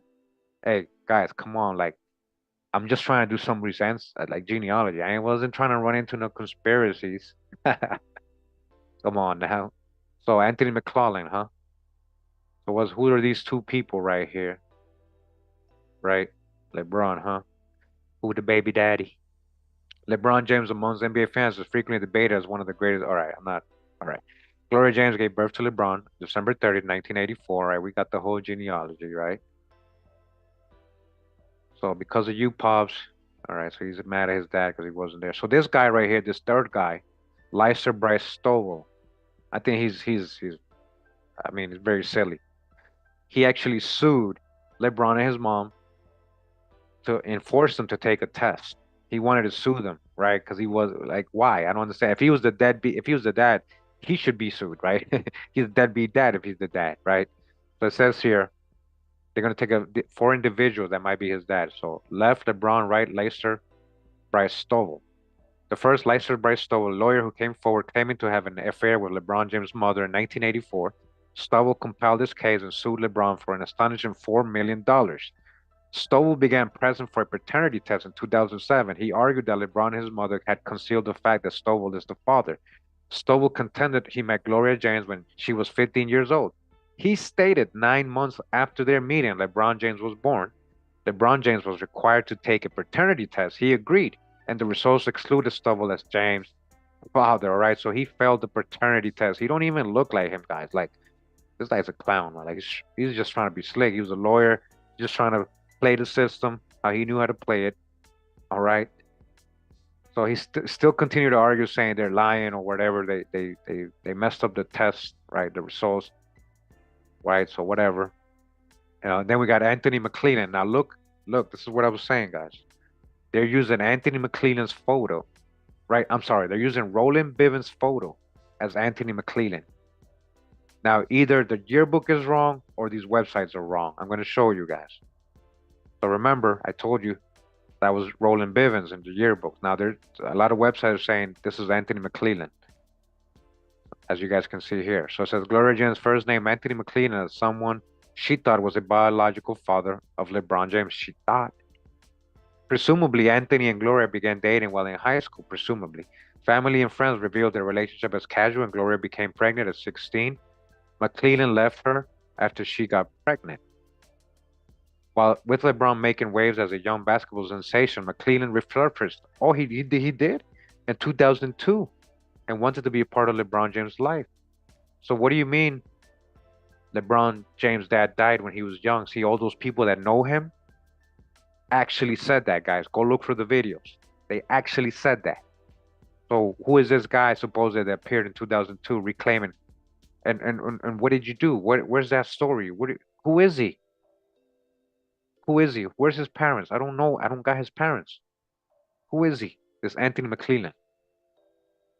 The problem for McClellan is that he had already been found guilty of theft 5 times in the late 90s and was arrested again in 2002 when he reappeared. All right, so all of a sudden he's going back to jail. Oh, nope. Can't follow up on him. Nope, he can't claim to be the dad. Too bad. Back to jail. On the other hand, LeBron James had no desire to see McClellan. I keep that somewhere far away, said James on ESPN. Now check this out, guys. I did find Anthony McClellan, right? It's the yearbook picture, and I did find when I hit search for an Aaron McClellan who had a dad named Anthony McClellan, right? So this is Aaron McClellan Gamble, and this is supposed to be the son of Anthony McClellan.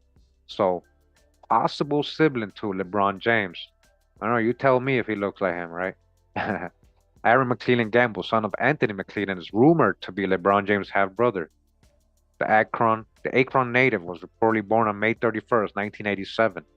From the outside, Aaron seems to be a reserved individual who enjoys frequenting athletic facilities. Aaron closely resembles LeBron James in facial features and muscle tone. However, unlike LeBron, Aaron is almost a foot shorter. Aaron has never publicly spoken about his relationship status with LeBron James. However, report claims Aaron tried to reach out to his rumored half-brother after his mother passed him, but LeBron James did not respond. All right, that's what they're saying. Now look at this, Roland Bivens. All right, so now they're saying again, left is Anthony McClellan or Aaron McClellan left. That's all wrong. Aaron is the son. See how they messing up already? And right, Roland Bivens. Is this just the same person? You guys are going to see how weird it gets. All right. Many stories and conspiracies surround Anthony McClellan, particularly the name Roland Bivens. Listen to this. Many believe Anthony McClellan changed his name to Roland Bivens to escape his criminal reputation. What? Hold up. Are you saying they're the same people? Look at this, guys. Why are they saying this? Why are this? Why does this have to be involved in some conspiracy? Who would have known, right? Well, LeBron, huh? What's his true family lineage? His dad's line. They ain't trying to tell us. Now, all of a sudden, many believe Anthony McClellan changed his name to Roland Bivens to escape. What? The conspiracy is led by many Akron natives who believe the two dated and were often together. McClellan also having a similar criminal past as Bivens. Theft and arson, guys, they both are charged with theft and arson. Same crimes. Fans the conspiracy theories. Nevertheless, Bivens died in a drive-by shooting in 1994 when LeBron was just 8 years old. And that fact doesn't align with McClellan's 2002 arrest, supposedly, right? Now look at this video is gonna go into, right? LeBron, Bivens and all that. So look at this image right here. You see this guy does in the yearbook, guys. That's Roland Bivens. That's not Anthony McClellan. In the yearbook, I have the yearbook, guys. I'm gonna show you. That's Roland Bivens. All right, so that's just basically what the video's talking about Anthony McClellan and all that. They got it all wrong. They could both pass, huh?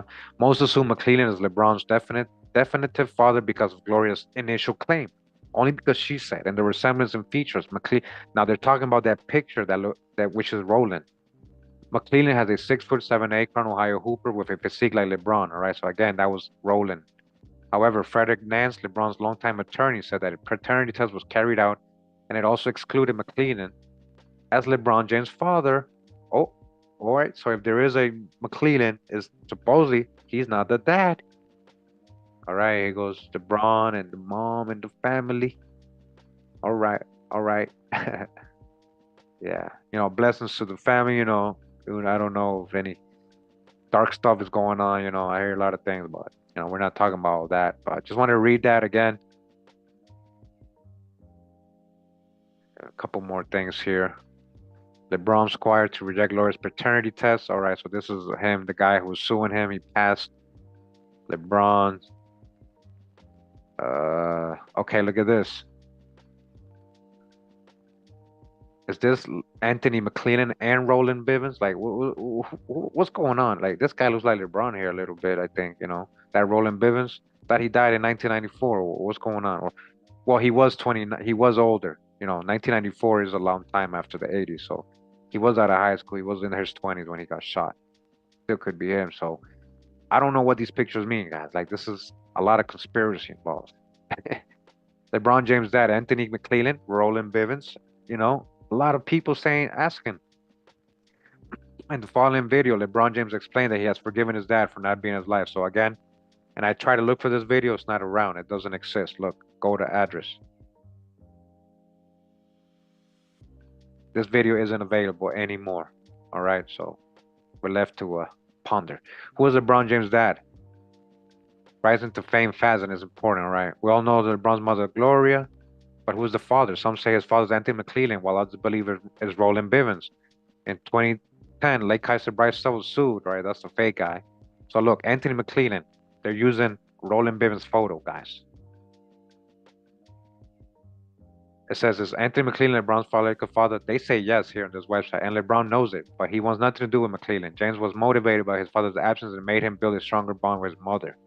So again, this photo right here is Roland Bivens. I'm going to show you the yearbook. When LeBron was younger, his father was in and out of jail for theft and arson. Him and Gloria were never in a relationship, and he abandoned her after finding out that she was pregnant. All right, so again, these are the same stories, right? So JC, all right, JC, come on now. Roland Bivens. We're going to see the yearbook pictures, guys, right? That's what I'm saying. Some of these pictures don't match and don't look like the other picture that they're saying is the same person. So is Roland Bivens LeBron's biological father? No, but there's a conspiracy that claims Roland is LeBron's father. The following pic proves that Roland looks similar to LeBron. All right, Roland attended high school in Gloria James, like Anthony McClellan. Roland was charged with arson and theft. Gloria's high school friends revealed that she dated Roland. LeBron was born in 1984, and sadly, Roland died in drive-by shooting in 1994. All right, so this is the guy suing. He's not the dad. Was Gloria James raped? All right, so now that's another thing right there. That could change everything right there, of why they don't want to remember the dad. In an episode of LeBron James' series, Survivor's Remorse, we find out that LeBron's mother, Gloria James, may have been raped. The series is loosely based on LeBron's life. Cam Calloway, the character who loosely portrays James, has a sister named McTuck. In reality, LeBron does not have a sister. M. Chuck wants to know who father is, and her mother, Cassie Ticina Arnold, refuses to tell her. M. Chuck and Ken refuse to drop their search, and eventually Cassie reveals that she was raped and doesn't know the identity of M. Chuck's father. All right, this is the episode they're talking about. So again, that could change a lot, right? That can mean a lot. That can mean a whole lot. When LeBron really needed it, family stepped in and made it less than difference. The making of an MVP. So they're talking about the Walkers who raised them. All right. Let's see. Okay, so yeah, this tells about the family that raised them. She left them with him. She literally left LeBron with his people. She couldn't raise them on her own and be homeless and all that. So, there's a whole story there. Who is LeBron James' dad? Anthony McClellan. The mystery behind his identification. Again, they're all using Roland Bivens' photo, guys. Fans are curious to know who LeBron James' dad is, as he was absent. All right. The first name that comes to mind to the question, who is LeBron James' dad, is Anthony McClellan. His identification raises questions, despite the fact that he played no part in raising his son. Recent speculation about his father's identification has raised questions about Anthony McClellan, who may or may not be James' biological father, may or may not. All right. Gloria James' mother has a very apparent impact on his life, while Anthony McClellan's father is still a little of a mystery. So who's his dad? There is no information on LeBron James' dad, Anthony McClellan. When Gloria James was 16 years old and 8 months pregnant with her only child, LeBron James, he abandoned her. Anthony and his girlfriend, and Anthony went to the same high school in Akron, where he was known for playing basketball. Again, guys, in the yearbook is Roland Bivens, who's playing basketball. Anthony McClellan, I saw him playing track, and I saw him playing football. In the yearbook, in the basketball was Roland Bivens. Anthony couldn't handle the early pregnancy of his girlfriend, Gloria, and abandoned both of them. In 2002, LeBron's dad made an attempt to reconnect with his son, but nothing came of it. I don't know where they're getting that from. According to some sources, he is the father of Aaron McClellan Gamble, the second child he abandoned. So, all right. Roland Bivens. Nobody knew, but LeBron James' father was before he was born. For Roland Bivens, he's a name that many doubters have connected to LeBron. He went to the same high school with Gloria, and in the early 1980s played basketball for Central Howard High. He is also known to have faced charges for theft and arson, just like Anthony. Come on now, same charges. Come on, man. According to close friends of Gloria and Bivens, they dated in high school, and Bivens has a personality and playing style similar to LeBron James. Not to mention that he also resembles LeBron James. Sadly, Bivens passed away in drive-by shooting in 1994. Did he pass away? Was that a setup? Was that a sacrifice? What's going on here? I ain't going to get into all that. When LeBron was only 8 years old, although it was said that Roland Bivens died in a drive-by in 1994 when the child was just 8 years old, it is not known whether he acknowledged being the basketball player's father. According to reports, Roland Bivens, who apparently took the name Anthony McClellan to avoid going to jail, or who purportedly had prior prison experience, did not pass away. All right?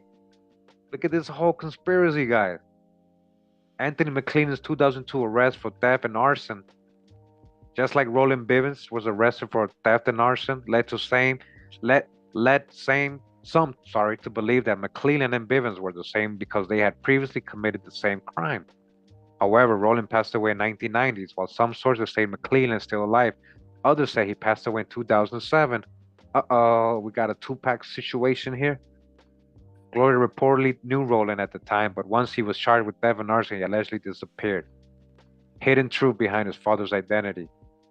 1994 saw Roland Bivens pass, and however, it's claimed that Anthony McClellan was detained in 2002. In 1994, did he stage his demise? Oh gosh. It's difficult to tell, but Anthony McClellan was detained in 2002 on charges of theft and arson. Coincidence? Maybe.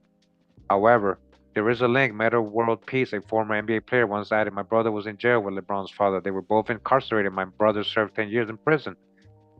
Some sources speculate that he might be LeBron's half brother because his image appears when you search for Roland Givens or Bivens. He may have even engaged in identity fraud.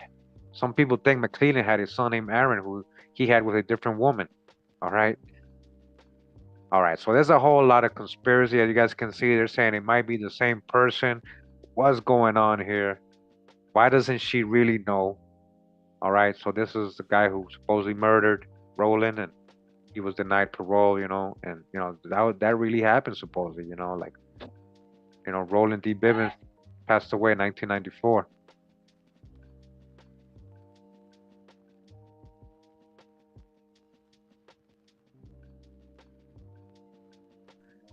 The funny thing is his mom is Gloria as well.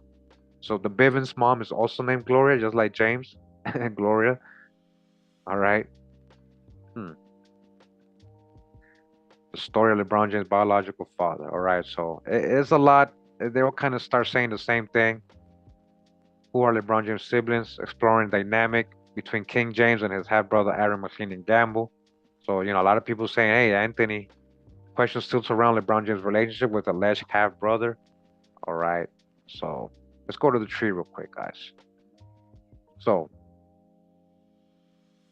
we got both of them here. We got Anthony McClellan. So before I even had anything on Anthony McClellan, I'm gonna try to explain this, guys, okay? Because it's easier to watch it now as I already have it built up and I already kind of see the storylines. But when I was doing this, it was so confusing. I didn't have anything on Anthony. I hit search. I just had the name and I put about 60s Akron, Ohio. That's what I put and I hit search, right? I didn't have a picture or anything, right? So all of a sudden that picture came up. That picture came up of the one I got, and I saw it was a yearbook, and I said, "Wow, this guy looks like LeBron," and it has the same name as the mom is saying. I didn't know anything about Roland Bivens at that moment, so I was like, "Man, I'll add this guy just in case." I didn't know that the high school yearbook picture, which I got that image from, I'm gonna go to it right now, was the same high school Gloria went to. I didn't know it was the same high school Roland Bivens went to. All right, which is Central Howard High School in Texas. All right. So again, as you guys can see, Anthony McClellan, right? And that's saying that's him right there, right? Do you guys think that looks like LeBron? I think this right here looks like LeBron, whoever this is, right? Now, Anthony Bevan, did he play basketball in high school? Remember they were saying he played basketball. Anthony McClellan, right? He was in track, right? He was in the track team. You guys can see here A. McClellan, and it's this guy right here in the middle. A. McClellan, he's in the track team. Okay, and then he is in the high school team. In the football team.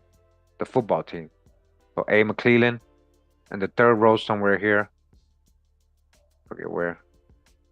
Somewhere here in the third row. Anthony McClellan. So he didn't play basketball, right? He didn't play basketball. Now, we're gonna go to Roland Bivens, right? Roland Bivens. So again, I didn't find anything on Anthony McClellan, no parents, anything. I can't find any parents, anything else on him. Is he a real person? Is it the same person? Is his hair just out here?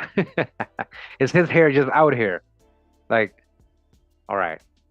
This starts getting into really a lot of conspiracy, but I'm gonna show you guys what's going on. Right. Roland Bivens, right? Against Central Howard High School. Where is he? So this is his yearbook picture, right? Roland Bivens, supposedly. You guys can see Roland Bivens.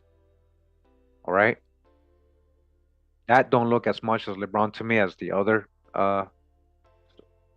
yearbook picture for the other guy. Now Roland Bivens, right? Basketball team. Roland, number 24. He's right here. Look how big he is. Look at his build, guys. Pretty tall, he's pretty big. All right. And then here's a famous image. Do you see that? You see that? That's Roland Bivens. Roland Bivens. That's not Anthony McClellan. That's Roland Bivens, the guy who got supposedly shot in 1994. Right? That's Roland Bivens right here. Roland Bivens. Again, R. Bivens, right? Anthony McClellan is not on this basketball team, guys. He didn't play basketball. That image is of, see? This is not him, number 32. That's another guy. That's him right here. And look at LeBron, right? That's LeBron's grill right there. You saw? To me, that looks like LeBron so much. I don't know, I could be wrong. Hold on. I got this colorized, I think, somewhere. I think I got this colorized somewhere. Hold on. It does kind of look like LeBron Little to me. All right.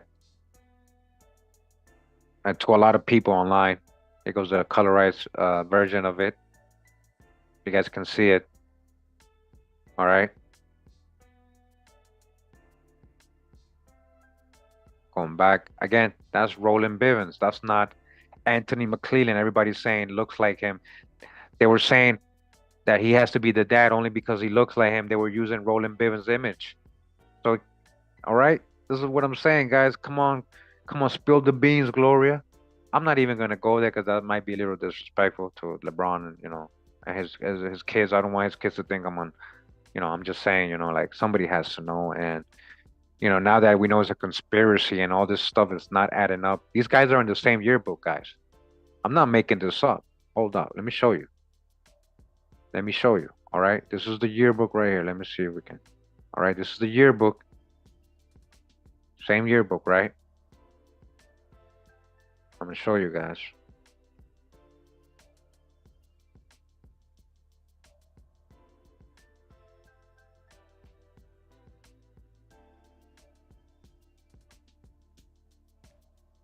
It's the same yearbooks. Hold on, let's go back to Anthony McClellan. It's just easier that way. Easier that way. So Anthony McClellan, right? We go to his yearbook, right? This is his picture. All right, so which is the third one from, okay, let's see which one it is. So he's right here, right? Anthony McClellan. We're gonna go to the basketball pictures, right? We're gonna go to the basketball pictures real quick. I'll just show you guys it's the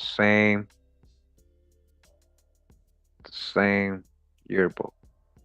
Bowling, gymnastics, aquatic, basketball, right? Varsity basketball, Roland Bivens, right? Roland Bivens, right? Same yearbook, same people. Are these the same guys? Did somebody alter this yearbook? Is somebody playing with us? What's going on? This is Roland Bivens. This ain't Anthony McClellan. This guy looks like the yearbook picture of Anthony McClellan more than the one of Roland Bivens. And the high school yearbook is telling us this is Roland Bivens who played. And he was the basketball star. Roland Bivens was the basketball star. His coach, I read other articles, guys, that I didn't read to you. His coach that knew Roland Bivens said, yes, he played like LeBron. He was physical. He just overplayed everybody else. He was very athletic. That's what he's saying. All right. Now, you guys decide. I don't know. So this is what I'm saying. This Anthony McClellan looks like Roland Bivens in that picture to me. And somebody already said it might be the same person. What's going on here? Why doesn't she know? Something's going on here, guys. Anyways, for Roland, if it is his biological dad, because I couldn't find anything on Anthony, I was like, I did find parents. He's a real person. Roland is a real person. He's coming from Willie Stotts and Gloria Bivens. He got his last name from his mom. That's his maiden name, which he kept. And we go up to Willie Stotts. We go up to Archie Stotts. I didn't go further. Well, I did go a little further. Like, I could have gone further. As you guys can see, we went up to Stotts. So again, all the way to Charlie Stotts. I could have gone further, or I did actually. I went pretty far on the Stotts. So on the Stotts side, Arkansas, Matilda Stotts, Tennessee. All right. Stotts, Harrisburg, Arkansas. Cora Block, Coward, Arkansas, Memphis, Tennessee. Archie Stotts. All right. Willie Mae Carruthers, Arkansas. The Carruthers, Walter Carruthers, Arkansas. Leela Glaspie, The Gillespie family. Okay, all right. So that's the Bivens side. So on the Bivens, Gloria Bivens. Remember, his mom is the same name as LeBron James' mom, Gloria and Gloria. What a coincidence, huh? And then, okay, so on the Bivens side, we got Homer Bivens, right? Johnny Harris. So again, the Harris family goes back, a lot of them to Catawba, Saponi Indians. I know that. So we got David Bivens, and yeah, I could keep going. You see Homer, Mandy, but I don't know if that's his dad, so I'm not gonna bother, guys. But if we ever find out that that is his biological dad, I'll definitely do it. As you guys can see, Clara Bell Glover. Look at that. Let me just go to the images. Just remember some of these people, even though maybe LeBron don't want to remember some of these people. Like a lot, it's just an example. A lot of people, just as an example, guys. I don't mean to disrespect anybody, but yeah, that's the rolling side. That's what I'm saying. That's yeah, Anyways, but sometimes people don't do their dad's side or their mom's side because they didn't grow up with that parent, but or they might have mixed feelings about doing that just because, but or they don't want to reach out to that family, get the info. You could do it on your own, like I did. I don't talk to LeBron. I did this on my own, but anybody can verify. Anyways, that doesn't mean it's still not your bloodline. So you're missing out on half your genealogy if you do that. I just want to say I recommend still doing it, no matter what has happened in your family situation in the past or whatever's happening. Do it for the future. Do it for your descendants, so they can have the info, so they can know their ancestors. They don't have to know the drama. They just have to know the ancestors, right? So this this has been LeBron James genealogy, guys. And as you guys can see, I wasn't kidding when I titled this, and I put in the title the baby mama drama, the baby mama drama or mystery. I didn't want to sound disrespectful, but it's literally that. And hey, Gloria, it'd be nice to know, at least for LeBron, so he can know his ancestors. And LeBron or your kids, anybody watching, I didn't do this to disrespect or anything. I hope you guys actually enjoyed knowing your ancestors. If you didn't, some of these people, if you know LeBron's family, you want to share this with them, no disrespect intended. It's just a curiosity that I have, an interest, and it's just I think it's interesting that it is a conspiracy. I find it funny that it is. I find it funny that these guys look the same. The more and more I look at this picture, guys, it just looks like he had his hair done here and his hair not done here, or down or wet, or it almost looks like the same guy. I don't know. Did he change his identity? Is it the same person? Is it two different people? Either way, they both got kids, supposedly. Supposedly, right? Because Roland died when he was like 20s. He was older. He was out of high school, so he had a kid with Yvette Derek Bivens, right? And then Anthony McLean supposedly had a kid with this Gamble lady. All right, so hey, what is going on here? What's going on here? You guys help me solve the mystery. This is not one of those episodes, History or Myth, but it became that, huh? Say the drama for your mama and leave the genealogy for your descendants, Straight up. All right? Straight up. Hold on, guys.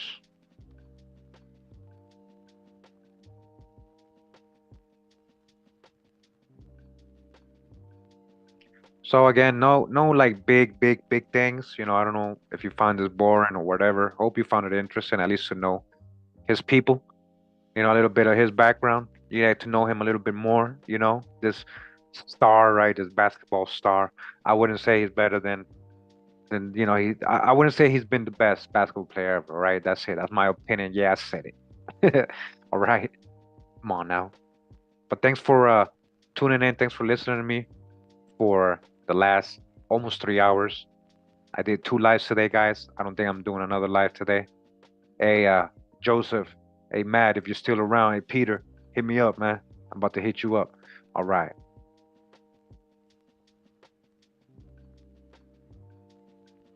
Let's see.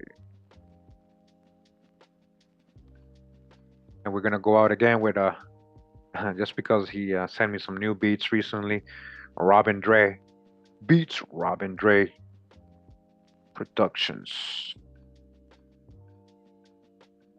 Much love and respect. Pura vida, mi gente. Thanks for tuning in. Appreciate you guys. Much love. Wow. Robin Dre, feels me back.